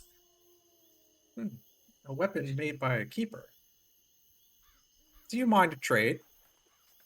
I'll give you mine and I'll take yours. The thunder one, No, the electric one. I don't like that one. Yeah, this I'm one. like, And take it, Don't he trade- hands it take over it, to you. please. To her. Don't trade for it. I told him I pat on your hand. Say don't. It's evil. Don't touch it. What's evil? The staff. It shocked me. Don't touch it. Don't touch it. Don't trade for it. It's a bad trade. That's a bad trade. Can I I? will- Can I? So I don't think I was close to it the last time that all that happened. So You can I definitely inspect were. it? You got You were shocked by behind it us. last time. Right. But like, can I inspect it? Is there anything else that I can detect from it? Roll me an Arcana check on it. Without being able to cast Identify, you wouldn't really know the exact properties of it. However, he's going to tell you what it does. Okay. This is called Heaven's Cry. It's a +1 quarterstaff. It deals 1d6 bludgeoning damage plus 2d6 lightning damage. It's a magical weapon, wooden, with a small etching of a lightning bolt on the side. On the top of it, it sits a deep blue diamond worth approximately 25,000 gold. I'll And you're trade you. gonna. What's so special about my staff? Well, it's made by a keeper, and I collect things holy. And you're a keeper. I whisper to him. Oh, we like you That's too, how- Loki. That's how fishy, Johan. I'm gonna make the trade. Okay. He hands it over to you. Okay. Magical weapons, Zeph, do you have to do it too? Or can you use them right away? Depends on what all it does. Typically, just if it's just a +1 with the extra damage, no. But if it had other effects, sometimes you do have to attune to specific effects. So if it's just the extra damage and the +1, then no. That's his stats with it, so I'll add it to your character sheet on the next break. Okay. Turn. Okay. However, this thing is awesome, and it's extremely valuable. It does have a dark blue diamond on the top of it worth 25,000 gold. Does Shillelagh affect it? Yes, but it's already magical. I would say no. I would say probably Shillelagh won't be effective on this. It's already magical. Okay. However, this will definitely do more damage than Then a casting Shillelagh on my Shillelagh own, yeah. on a regular quarterstaff. It's a +1 quarterstaff as well, so it's an upgrade for sure. Okay. You're now basically on par with everyone except for Kier, who still doesn't have a magical weapon. Love you, Kier. Kier also just got a fucking giant's belt though. True. which is basically the equivalent of getting a weapon for It's him. like getting 2 weapons, yeah. And got hasted. Yeah, I think of it this way. I went from a +2 to my strength score to a +5. I gained +3 damage on every attack. Yeah. Merloki looks to you, Trahern. I trust you'll take good care of it. I have others. I will. Thank you. I'll put it to good use. I have faith in all of you, keepers. Go forth on your task. And I'll be communicating and speaking with Snella to keep close tabs on how it's going. Should you need more knowledge, come seek me in the Citadel. If I'm there, I like to be out and about. But I thought you can't walk. No, but I can move. He teleports and then teleports back. Fair enough. He begins to draw out a runic symbol on the ground. And a small door opens up. Okay, Kahir, push me. Kind of toss him into it. He goes flying through and disappears. On the other side, Kahir, as the door closes, you could tell it's the church where you guys saw him at. As he falls to the ground and some of the gnome clerics begin to pick him back up. Thank you! As the door closes. Welcome! Kahir immediately spins around to the group. Gnome tossing is fun. You got to do that more often. We need to find more gnomes. Trahern, you get a message as well. I forgot to tell you. About a half day's travel to the next Stonehead south. You heard that in your mind. Okay. So you might want to tell the group that. Yeah. However, Thorin, as he is inspecting the Stonehead, again, Thorin, take note of the words on that. Yep. And you can talk it out, what you guys want to do next. So that was odd. I could hear after he went through the door. I could hear his voice in my head. Maybe it has something to do with the staff, but he said we got to keep traveling south, but it's kind of a hike away. So if we're going to start heading that way, we should start moving soon. Okay. Zeph corrected me, so yes, you can cast Shillelagh on this weapon as well. We'll update it. I'll have to add it into your character sheet, so. That's okay. He did cast message on you as he was porting through. So you would know it's a magical thing. It's not because of the quarterstaff that you got that message. Not an uncommon thing, like the way you're able to talk to Spindle and Spindle can talk to your sister, kind of like that. Magically. How long does it last? Or is it just like a one time? It's a one to the person, and the person can respond. Okay. Oh! Me forgot. Really called message. Here. Kahir takes out of his pack and hands 2 rations to everybody.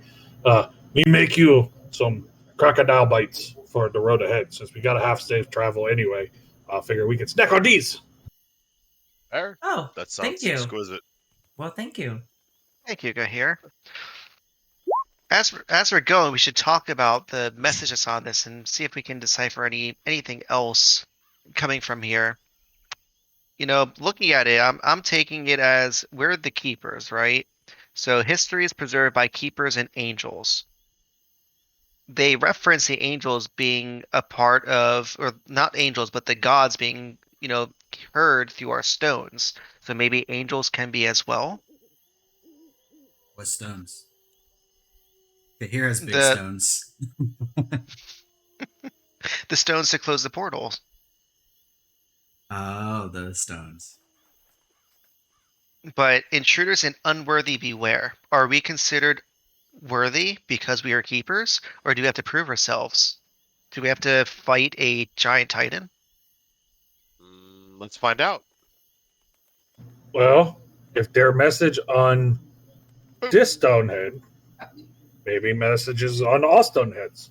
Give us Oh, more God. clue as we go. There we go. All right, then let's go. What is that thing that moving around? That's my mount. Oh, oh, because I'm chasing it.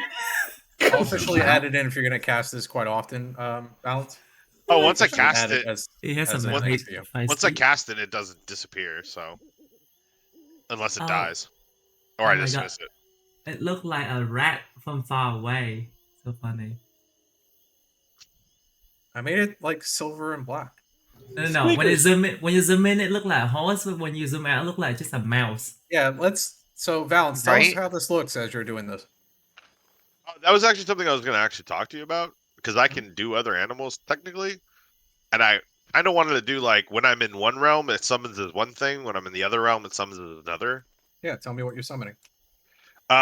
So basically, when I summon this, it's a giant dire wolf, like huge, armored wolf, and the symbol of the Rose Guardian, Ebon Rose, sorry, is emblazoned on its like right above its shoulders.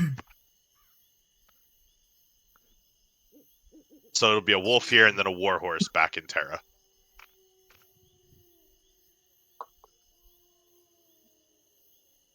Looks like 2 of us have wolves now. You want to race? I'm all right. You think it's sturdy enough to carry all of us? I say that, and you see Mir kind of approaching the horse or approaching the dire That's it wolf. for now, until I find a better token. No, I don't believe so. I just didn't feel that Looks like a trudging hoverboard. all the way, trudging half day south, wearing all this heavy armor was gonna leave me rather tired. So I figured I'd get along in style. We'll use that as a generic token for now. Okay. Alright, so lead the way, Thorin. Alright, so we head south. I mount up and I start heading south with them. Just like do do do do do. You guys begin to head south, following the river again. Everyone roll me survival or perception checks to ensure that you're going the correct way. Kahir, you have advantage for following the river.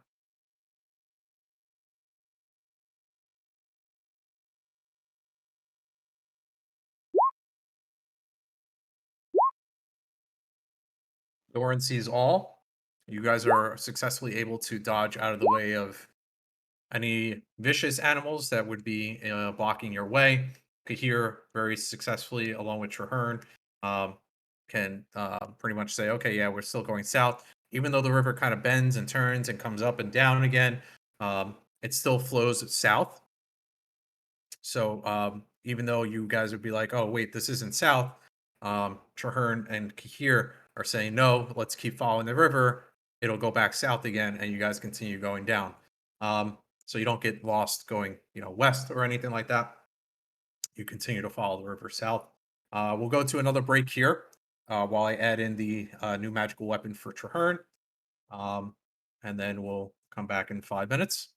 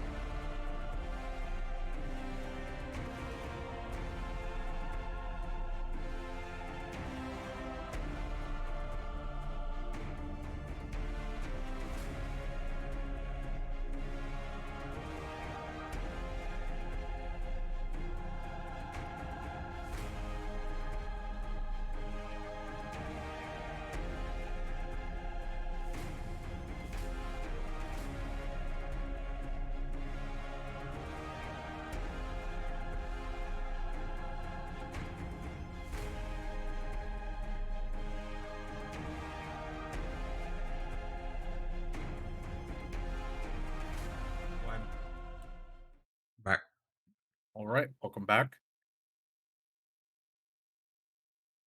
You guys are heading south, following the river, just as the Stonehead depicted.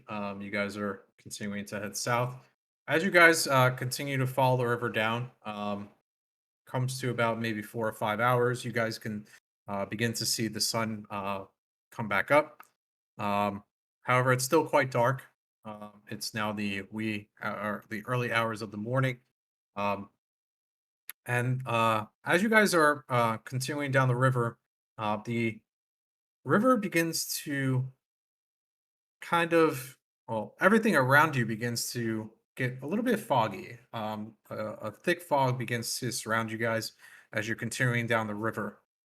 Everyone roll me perception checks to ensure that you're still following down the river. Just around the river bend. Traherne, Valence, and Thorin, Oh God, Orpheus is gonna get lost. you guys are leading the group. However, as you continue downwards, you notice a small wooden bridge and the smells of a campfire. You hear and you see a bunch of goblins. And it looks Ooh. like the Stonehead is right in front of this small bridge. I'll bring you guys onto a map. I'm gonna say I don't see anything. Goblin. Very quickly, you guys duck behind a couple of rocks. Thorn, I would assume you shrink down Mirror to ensure that he's not seen. Yeah, I'll do this one-time shrink. Balance, you're the first to notice the goblin camp in front of you, and the Stonehead in front of you as well. I lift my hand and do like a hold symbol, and I say loud enough that everyone can hear it, but hopefully not loud enough so they do. We got potential enemies up ahead, and I see the stone head between us and them. Also, looks like there is a road heading south from the Stonehead. And as you guys look down towards the river, it looks like the river kind of finishes, comes to an end. And there is a clearing thereafter, but it's quite hard to see with all this fog. What So do it we looks want like to the do? direction you want to go is directly south on this road, possibly into the clearing. So what do we want to do, gentlemen? Is there any way that we can sneak through them? For her, Yep. with your roll of 23, you see here and here some upturned earth. Okay. Meaning it doesn't look like the normal earth that's surrounding you guys and the path. It looks like someone dug something here. Does it look like I can get to it to get closer without noticing any guards or being noticed by any guards? You'd be putting yourself in the open, All right. I'm gonna but use. there's definitely some upturned earth here. I want to use. Hold on. I want to use my cloak of Elvenkind.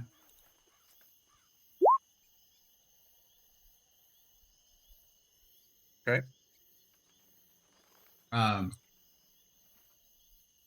And I'm gonna walk out to see if I can take a closer look at this area. Give me before you walk out, give me a stealth check and let me know if you're also using Pass Without Trace.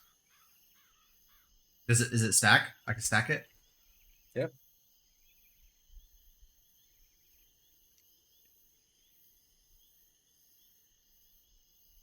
Are you using it? It'll be on the whole group. Yeah. Yeah, I'll do pass without trace. That's fine. And everyone roll me stealth checks. You're not moving, but if you do move, this will be part of that. I am disadvantaged out of 12. However, everyone adds 10. On my stealth. I got a 20 then. 26. Because I am also technically disadvantaged in heavy armor. Oh, I'm not in heavy armor. I'm in medium, I think. Okay, so everyone behind the rock is fully in cover. However, Traherne does step out. Everything that is in the area that is watching this particular area is going to make rolls to attempt to see you with disadvantage. I still check. 15 doesn't beat. None of us really rolled that low. Okay. Traherne, you walk up to the upturned earth. These are very obviously traps. You can see some wooden planks underneath them. And if you slightly lift one, you can see some sharp metal objects underneath the planks with the earth on top of it. Okay.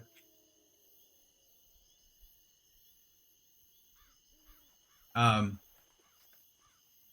gonna look further as far as I can with the fog and everything. Do I see any other turned up earth along the walkway? No, it looks like this particular area is the trap set by the goblins for anyone that enters here. Okay. So I'm assuming it's just that those 4 squares with that little blue marker is what I'm seeing, or is it that whole section there? These 3 squares and the square right in front of you. Okay. So I'm gonna walk back. Before you walk back, do you want to attempt to disarm them, or do you want to talk to the group about it? Well, I can't like yell because I'm hidden. I'm not. Am I in whisper range? You have the ability to speak to your team with telepathy, or did you Oh, forget? I can do that outside of form. Okay, I didn't know that. Yeah, you have that Okay. as an ability. I didn't know that. Okay. You're probably the best person to stealth Yeah. up and talk to people. This is my first time like not using transformations as much. Okay, so yeah, I'll just communicate with the group, and I'm just like, I see some traps here. Is anybody? I mean, I guess I'm pretty equipped to handle some traps. Like, does it look like a trap that I'm familiar with encountering in my past? Spike trap. Sorry, you cut out what? Spike trap. Okay. Looks like spikes would shoot out of the ground. Probably the same mechanism that you guys seen in the hallway when you were in Bayville, and Dr. Camille had a spike trap set up for anything that comes through the rift. Looks Okay. very similar to what she had in the wall, except this is in the ground. It looks like if you put something, let's see. How would you disarm? Think of a clever way to try and disarm if you wanted to try, and then we'll roll a check for it. Do I see a trigger point? Yeah, Like, it do I looks like see a anyone that line? steps on it. Okay. It looks like it would trigger the spring or something underneath it. Well, I want to try to disarm it without making a lot of noise. So I'm going to look underneath to see if I can access where it's loaded, like a spring, or follow a wire of sorts, a rope. Do I see anything that I can access without putting myself in extreme danger? Yeah, there is 2 wires attached to the wooden plank that's on top of it. Seems like if someone presses it down, it gives slack to the spring loaded underneath, and the spike would come up and make a lot of noise. Can I put? Is there a way I can put anything underneath, like a rock, to keep it from being pressed down? Yeah. Okay. What do I see as far as size of rocks near me? Do I see All something different that would sizes. There's would work? plenty behind you. All right, then I'm just gonna look over here by this boulder just to see if there's something that I can pick up that looks small enough that I can put under, but big enough that will keep it from being pressed down as like a resistance, just enough for us to step over with like a foot. Roll me a survival check, DC 10.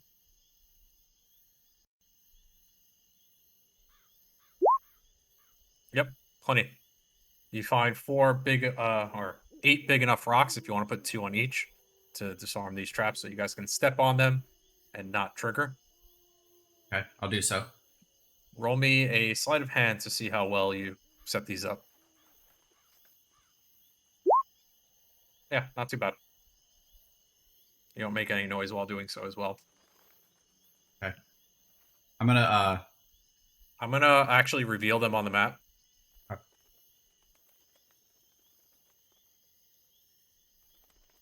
Because now you disarm them. You guys see them now? Yep.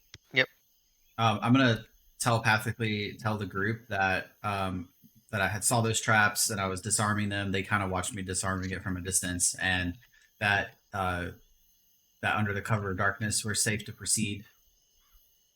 Yep. I'm just gonna put some wood on top of them, so you guys are good. These are disarmed.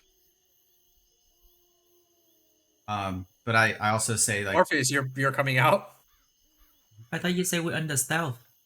oh yeah, you're coming out. My You're gonna stealth, test it out. My stealth 26, You're gonna test the trap. right? My stealth 26, right? Yeah, but you just stood on one of the trap boards that we haven't tested yet.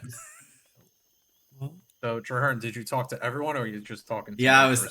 I was talking to everyone that we could come through, but they know there's traps there. Orpheus, you're creeping forward. Yeah, I mean, yeah. I thought we roll the. That's stealth for now too, or I have to roll the stealth again if I go work out right now. I need to click on your character. Hold on. Stop moving, guys, please. Hold on. I'm gonna move this because this actually fucks with you when you're trying to click things. Oh, 'Cause if- how does if- stealth work with mirror? I never rolled anything for him because it's mirror. Keep him in the back until things are going on. Okay, Orpheus, let's see what you see. Okay. So far, you guys don't see anything. However, you guys can very obviously see all the goblins down here. Yes? How tall, Yes. how tall are the walls around them? 15 feet. It actually tells you right here. Oh, there we go. Yeah. However, this guy up top, you guys can see him over the wall. Seems like he's shouting orders at these things. He's doing it in Undercommon, I'm guessing, or Gabo.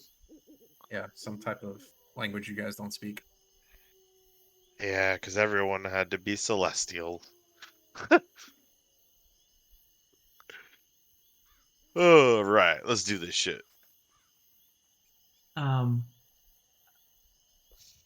I So go ahead. go ahead. I'm waiting for Danger to do. I was gonna say, guys, do you want me to Nothing's try? going on yet. Do you guys want me to try to take that watchtower guy out with a bow? I just look over. I didn't even know you had a bow. He's an elf. All elves have bows. All right, Legolas. What else? Guys, I'm whispering. Okay, I'm whispering. I was like, first, I can I cast a cantrip? See, we're not. In Well, combat. first we're right next to this stone. How about we see what the stone says? Maybe we can avoid all Yeah. this fighting. I'll investigate it. Oh, that's the stone. I thought the stone was inside the walls. Okay. Thorn, it's the exact Yeah. same inscription. Oh. All right. Now can I shoot the guy with the bow? So I go. However, This you is found a second one, meaning you're going in the right direction. in the right direction. All right. So this is the right direction. We just have to keep on heading south. All right. Well, we definitely have something in our path. Do So you guys see the second one here? Yeah. Yes. Yep. Okay. But we have to get closer to that first. Well, it seems like that's the direction, right? You're following Yep. the stone heads now. And it seems And like it they're looks like becoming this more and more fight's common. unavoidable. Can we we probably sneak past? just perception And hold on, wise? hang on, guys. Also, just in the corner of my eye, I see something to the north east of us. I see more goblins. Okay, so let's not make a scene. I don't think we're gonna get through this area without making a scene. I can. What's the perception wise? I should be able to see the same that goblins see. So perception wise, like what's the distance that I can clearly see through this fog? Whatever you could see on the map.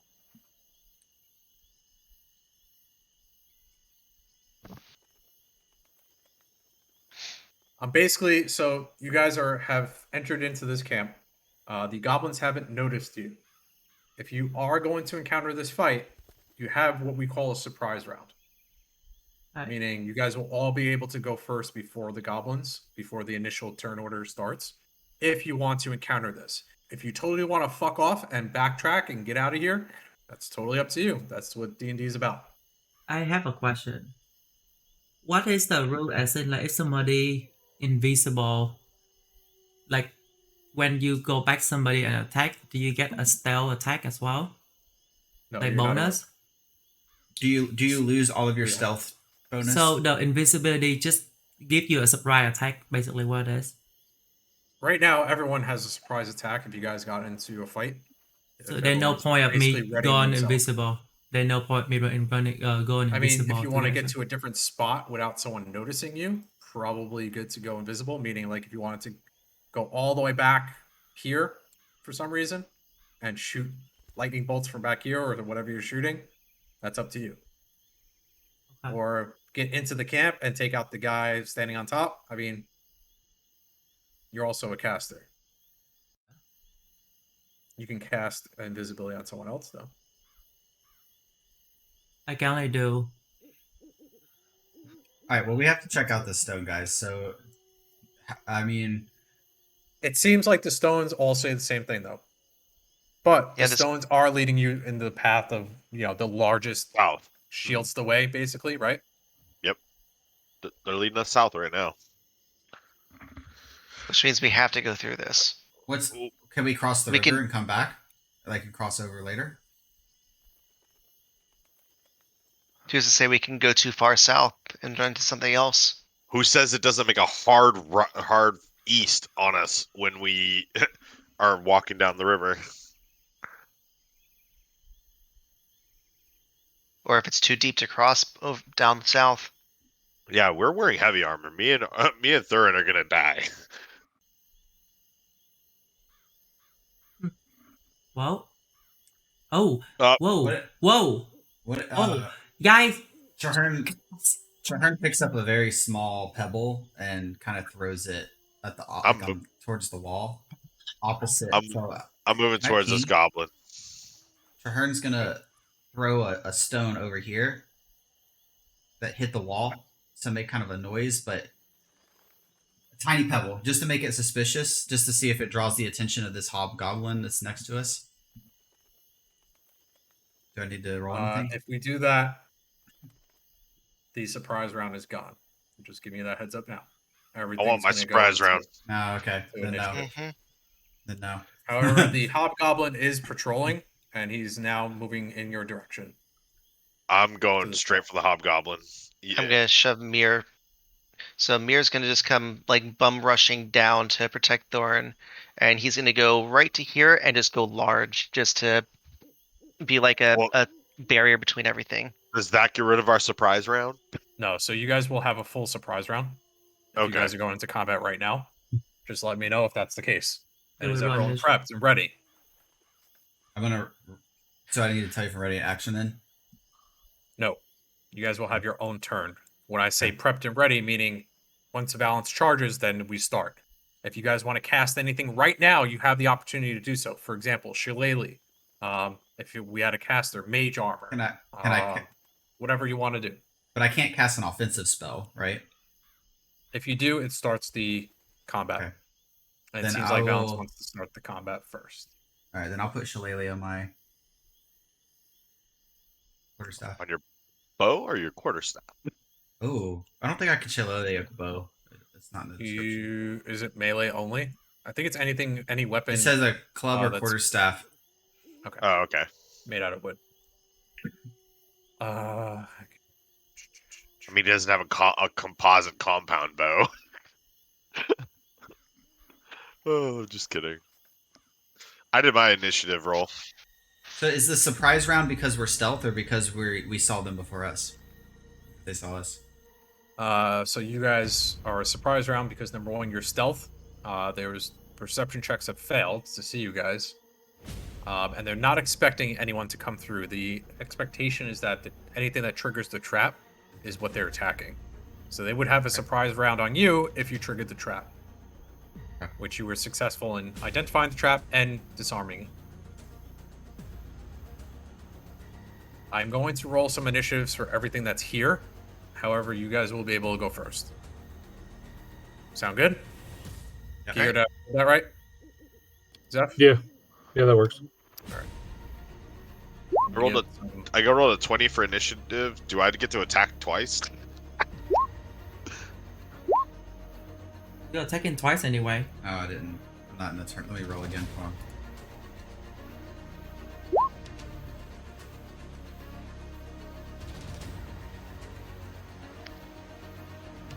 Oh yeah, I guess I don't have any stats set up for Nelia at the moment. No, not yet. By the Too way, many pets. I already cast. I'm casting my before the attack round. I'm casting my form of dress. By the way.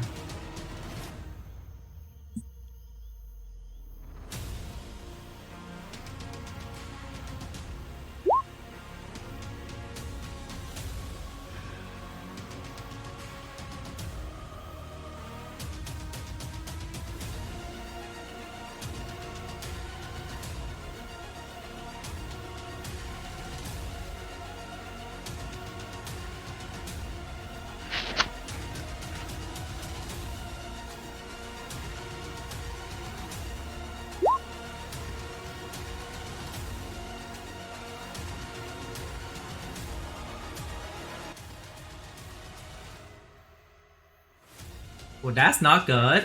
The boss go first. After the surprise round.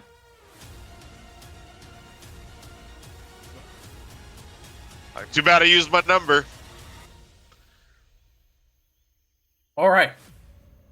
Surprise round. Balance, you're up first. Wow. Going straight in, and I'm a stivity stab this guy. When I get to my proper page on my character sheet to do it. Where you back? Hmm? You're 15, so fix your 15. 7. 15. Ah, Oh, wait, That is yeah, a Did I miss. hit? 15. You have 2 Well, attacks. yeah, I didn't no. have my token selected, so Yeah, so you just fix it. That's Wow. A Your fail. first one. You fall prone as you run forward. Awesome. You can use half your movement to stand up. Yeah, I mean, I'm gonna stand up. Dude, I'm rolling so bad tonight. Alright, well, that was it for On me. your back end. Oh, I thought didn't know I got that one since I got up. Of course that hits.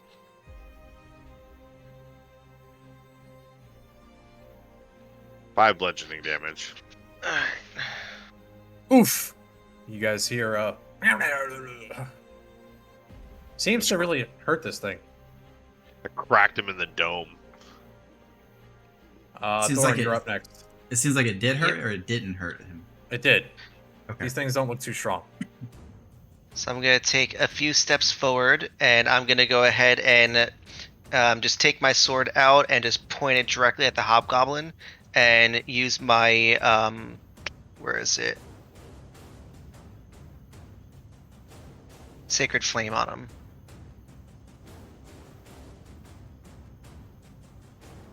The hobgoblin in front The hobgoblin, yeah, directly in front of us. makes it save. Oof. Anything else on your Alright. turn? That is it for that turn. Orpheus. No, Johan. Next, I think Johan 15. He didn't fix it. Sorry, bro. Traherne. Where is Traherne? Is he I'm in the down. log? Oh, he's there. Hold on. He's Let down me at the fix bottom. it. I'm going to ready my bow and shoot at the neck of Zardo, or I don't know what his name is, but the goblin on the watchtower. Zardo. Yep. Oh, I hope if I hit the button.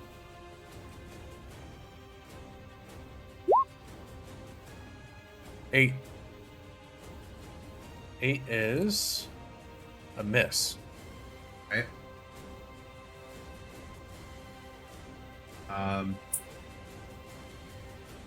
Guess that's the end of my turn, so I will pass. Orpheus. Obviously, I'm trying to shoot at that Zardo and miss, and I'm trying to do the two LG blast at her as well on him. 19 and 24.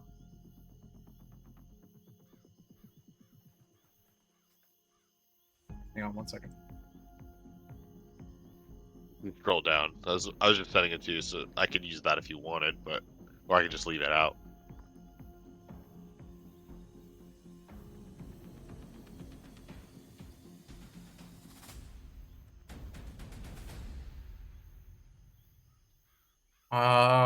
Let's see. +5. As your first Eldritch Blast comes flying in, you see Zardo very quickly put his hands up and cast something and blocks your first attack. However, the second one comes flying around it and hits him in the back of the head. Give me damage on the second one. Hey, it curve again. Zeph, he cast shield, by the way. 9. And then he also have to roll a wisdom save. Zardo is immune. Oh, okay. Seems like Zardo can't be charmed or frightened. Hey, As you stare at him, he doesn't even register it. okay. And Seems pretty strong compared to the rest of these. I would like to move next to the wall. Okay. Mirror. Alright, so Mir is gonna go ahead and rush straight down to that hobgoblin and start pummeling him with his fist. I was hoping you were gonna tackle straight through the wall. Right? He enlarges as he gets to the wall. You can do that. You can. It would have Can been I? hilarious. Just had like no idea plow you could even straight, do that. Maybe create a next hole turn. in the wall. Right? First one's a hit. It's probably going to kill. Right. Actually, let me confirm if that's a hit. They do have some armor on. Hobgoblin is a... No, this first one's a miss. Second one's also a miss. These things have some pretty heavy Interesting. chainmail on. And they have a shield. Damn. 17's the miss, huh? Yep. Alright. Yeah, they Just probably have barely. like they probably have 18 or 19 like armor. 18, yeah. Just Alright, barely. That is my turn. Kahir. Last of the surprise round. Oh, here. Go beat him. Okay, here you're muted. I can't tell you that, sir. That's cheating. No, it's not. He also has shield, but he did use his reaction. That's this turn, not necessarily next turn. So I'll move down to this hobgoblin and smack him. By the way, Kahir, you tower this thing. You're much bigger than these hobgoblins, even though these things are quite big for goblins. Just do body slam like the Snorlax. He steps on his head. Go for it. 17, no, 22. Are you raging at the moment? I'm not raging, but I'm attacking recklessly. Okay. 22's a hit. Roll me damage. Yeah, you lobbed the head off this thing? Is that what you're Please trying tell to me do? he goes. Yep, and he just slows down to take a swing and then keeps going another 15. Let's go. He's gonna hug the wall though. To the south, Kahir, you hear another hobgoblin. You're slamming into the wall? Or you're trying to climb? I'm just hugging the wall. No, I Okay, just moved. gotcha. Like, basically, I put a solid object between me and Zardo's gaze. Got it. Slam it into the wall. What does the wall appear to be made out of? Wood. Very obviously some really shitty bamboo wood, possibly, something like that. Okay. Doesn't look very sturdy.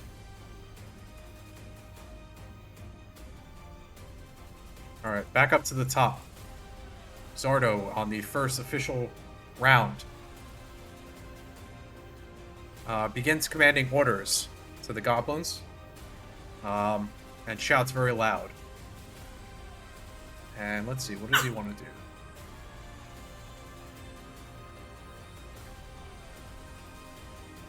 He snaps his fingers.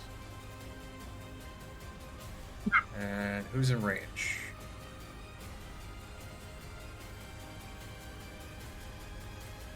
Thorin and Orpheus.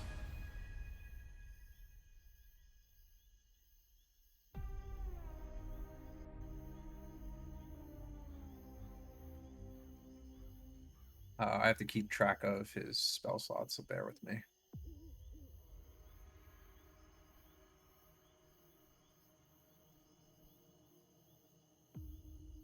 Thorin and Orpheus, roll me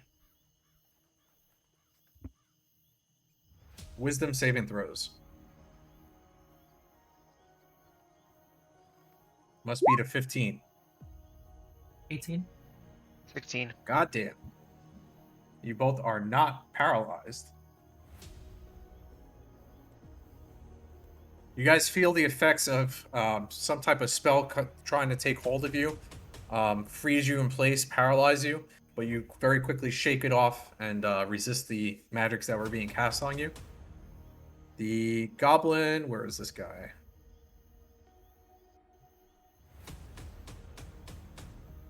This one's to the north. He's going to move up. Balance, your turn. Okay. Let me see. Oop. Whale shit biscuits. Well, I have. So you never answered my question, so I'm guessing that's a no. I sent you that thing, and I was asking about the lion. I'm not checking Discord at the moment. Okay. Let's see. Then I'm just gonna. Yeah, so I'm just gonna I didn't stay add it mounted. into your character sheet, so we're Okay. not gonna play it at the moment. Then I'll just be mounted on it then for now. Okay. Do you get any bonuses for that? Yeah, I get 60 movement instead of fucking 30. Okay. So that takes me. That can take me all the way up to here. I'm not dragging it down though, because I can't click my character when I have it out. And I'm going to stab this goblin. Or the hobgoblin. I missed the first one, hit the second, I think. Correct. And I guess I should do that too. Okay. Yep. Last two hit. So I hit with that. And where's my... So 8, 9, 10, 11 damage. How do you want to kill that one? So I stab it. I stab it first, and when the necrotic, you can see it kind of shift out all over its body. Then I rip it out and I bring it around, bring my staff lance around and smash the hilt against the back of his head, and just watch his brain splatter everywhere. Cool. Anything else? As Yeah, I'm you gonna approach continue. south, it looks like there is an opening down here. Okay, I was gonna keep coming this way because this was 30. This was 40, 45, 50, 55. So I could go. I'm gonna stop there. Okay.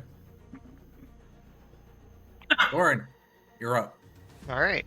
You hear some So- shouting to your north as one of the goblins comes flying forward. All right. So, as I'm looking at Zardo, how high up? I know it looks like he's on a pedestal or a pillar. He's like on a raised surface compared to everyone Yes, he else, is. or? All right. So probably harder for him to get down. So I'm gonna go ahead and I grab my amulet, and you see my entire body just light up in this giant flame, and I just look at it and I go, "Stop talking." And I cast silence directly on top of Zardo. You are countered. Wait, does that mean he's silenced now? No. Spell it's just- save okay. DC.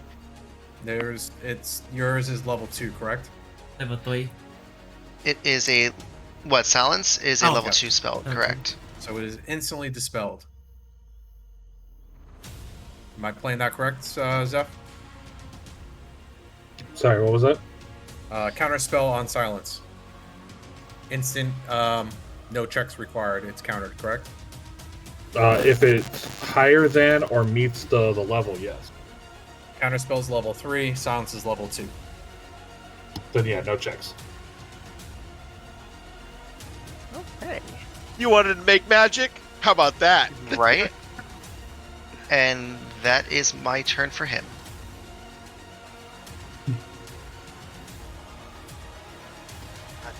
The goblin begins to meet you at the gate, Wraith, or Balance. Oh, The I goblins got an comes attack of up. opportunity. Okay, go for it. I missed. This is a small goblin, but you do miss. He is going to swing at you with the scimitar. But it's 16. It just hits my armor and I stare at him. He's also going to nimble escape and take a step back.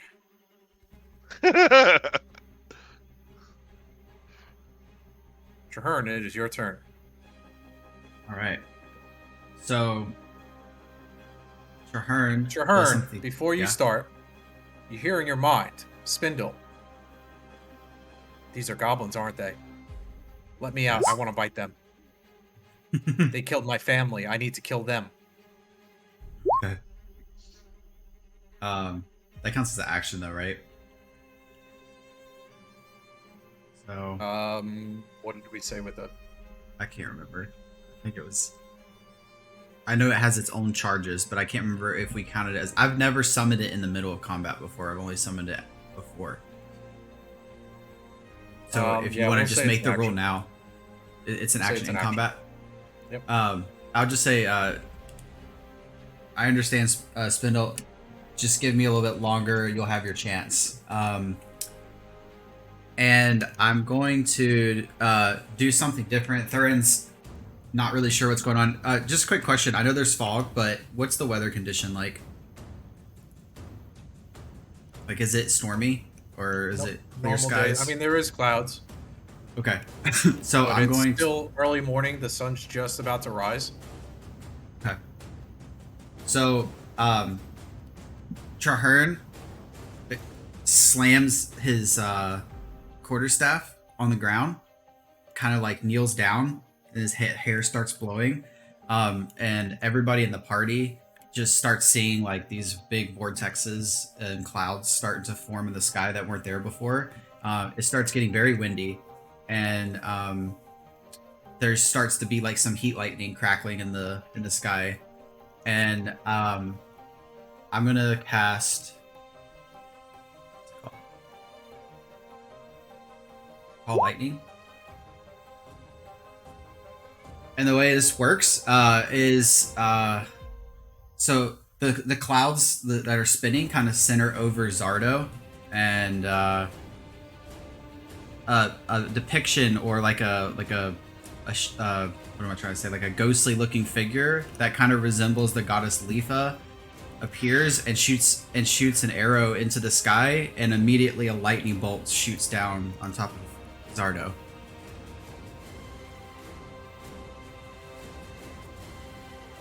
I'm assuming you're casting it like around here. I'm casting him on top of Zardo, yeah. Okay.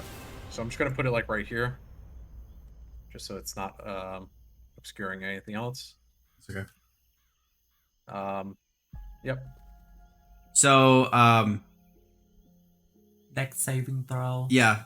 So, flashes down at that point. Each creature within 5 feet of that point must make a dexterity throw, which I believe it's just going to be Zardo. If you don't save it, it's a 3d10 lightning damage on a failed save, or half as much on a successful. Oh! Roll me Okay, so- 3d10. Just roll it. Just slash roll 3d10. Oh, yeah, that's right. So, half damage. Nice. 9. As he gets a little shocked from your call lightning. Looks kind of cool with your new quarterstaff. It kind of looks like you're commanding lightning now from your quarterstaff. Anything else on your turn? I'm going to. I don't have to break. I can break line of sight as long as I'm still concentrating, right? Or do I have to stay line of sight? Can I like make it to the wall and still keep the concentration? Yeah, you're good. Okay. So I'm gonna move down to here. Okay. And that's it. Where is this goblin? He's up here. He's gonna move down. Orpheus, your turn. I'm going to Eldritch Blast the goblin, one on each of these goblin in front of me. Go for it. 19 and 15. Both hits. Then they both roll Well, give me damage first. 7 and 8. How would you like to kill both of them?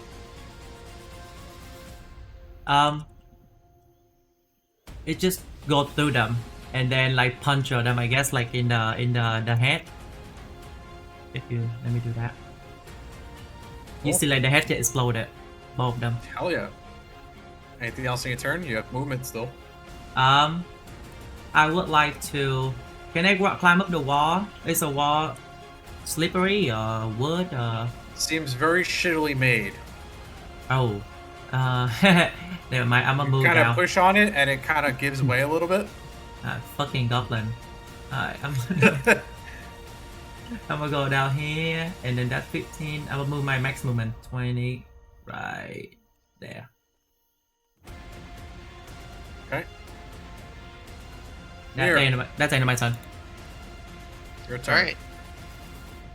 So Mir is going to go ahead and kind of bum rush the wall.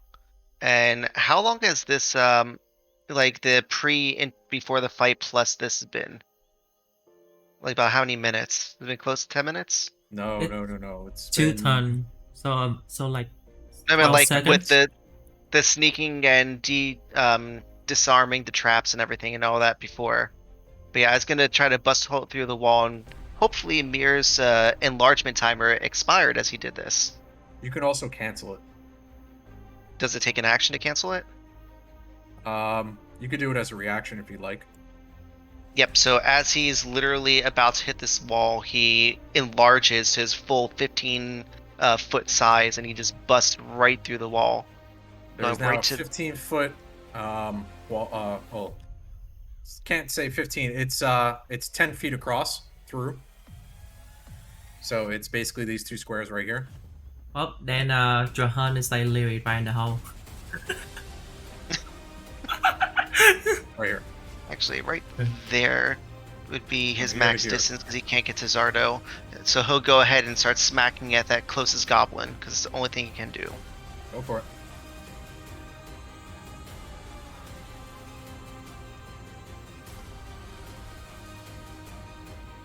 Give me 2 fist attacks.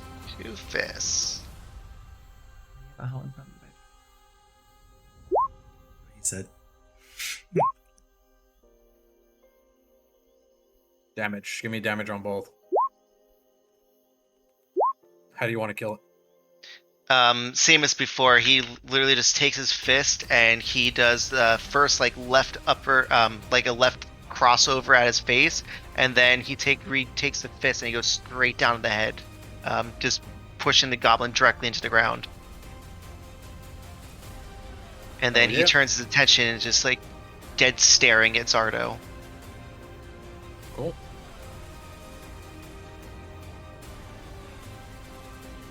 Where is this goblin?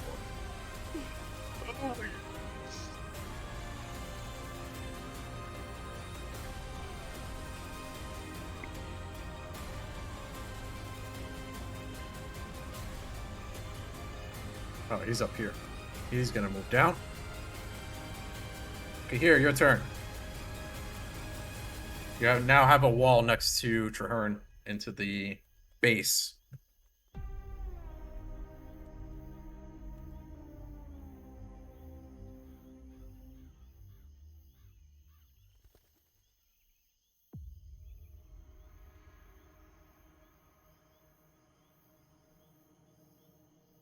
Smack a hoe.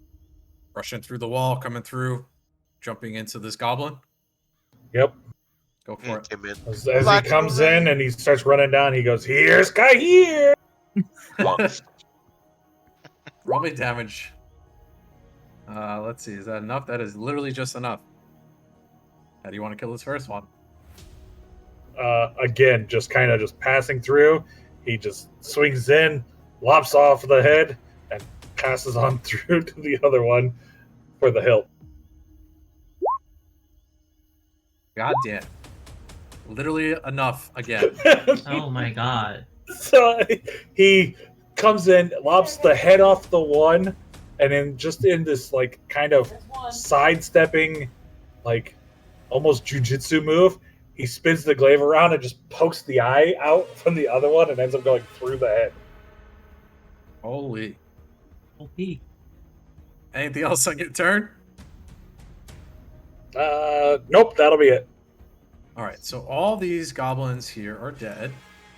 Bringing us to these two hobgoblins up north are going to rush down.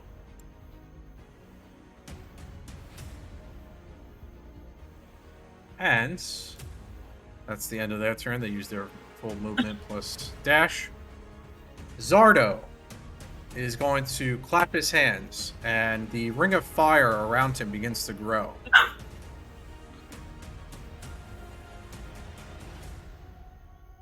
Not sure if I can click it. However, can you guys see the ring of fire around him at the moment? Yeah. Yeah. Okay. Yes. So it begins to grow even further. And out of the dead corpses of each of the goblins around you, Oh. No.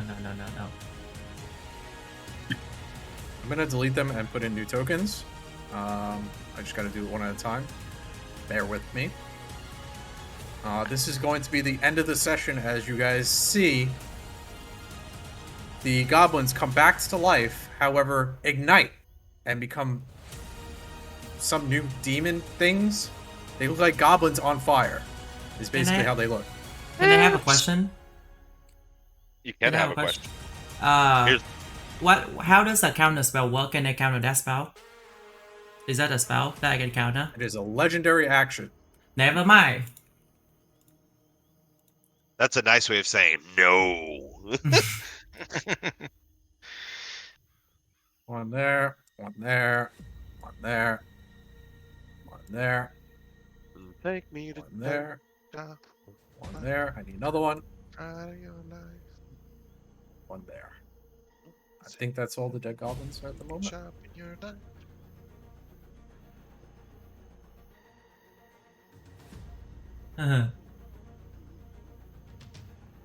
You have one more dead one by mirror. Yeah. Oh, yeah. I didn't remove that one.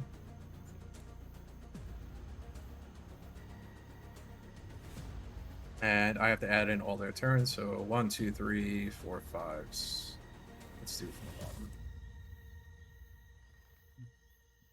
You guys can very briefly talk if you'd like while I'm doing this with each other. As these things are coming back to life and igniting on fire. Oh, here we go. Danger trying to kill us again. And I meant as a party.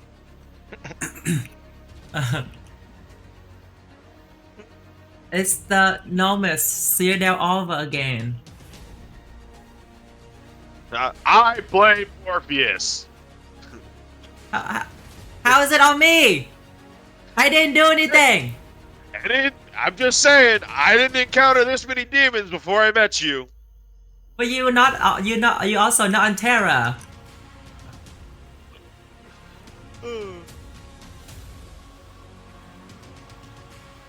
And I will show you how they look. I'm also going to show you how Zardo Firesong looks. If only Call Lightning had a rain cloud with it. Watch the spire out. Hellfire, probably. That's a Aw. goblin. That's a hobgoblin. He doesn't have a shield, you're a fibber. You know That's what? from Guild Wars. I know, right? That's not the Asura class. That's what I was thinking, though. Oh my god, that's Fire Goblin ugly. This one looks like a sphinx. Oh Look. my god. That's At fine. the end of Ugly, today's ugly. episode, Zardo, again, he clapped his hands, he raised some fire around him, and these goblins ignited, came back to life, and now they're scratching at you guys. You can feel the heat flying off of these things. Nasty ass looking. They look like demonic pigs almost, with the burnt flesh flowing off of these goblins. The hobgoblins and the regular goblins that you guys have felled already have come back to life and are very hot to the touch. And when we return next week, you guys will continue the battle with Zardo Firesong and the Fire Goblins. Thank you all for playing. We'll see you next week.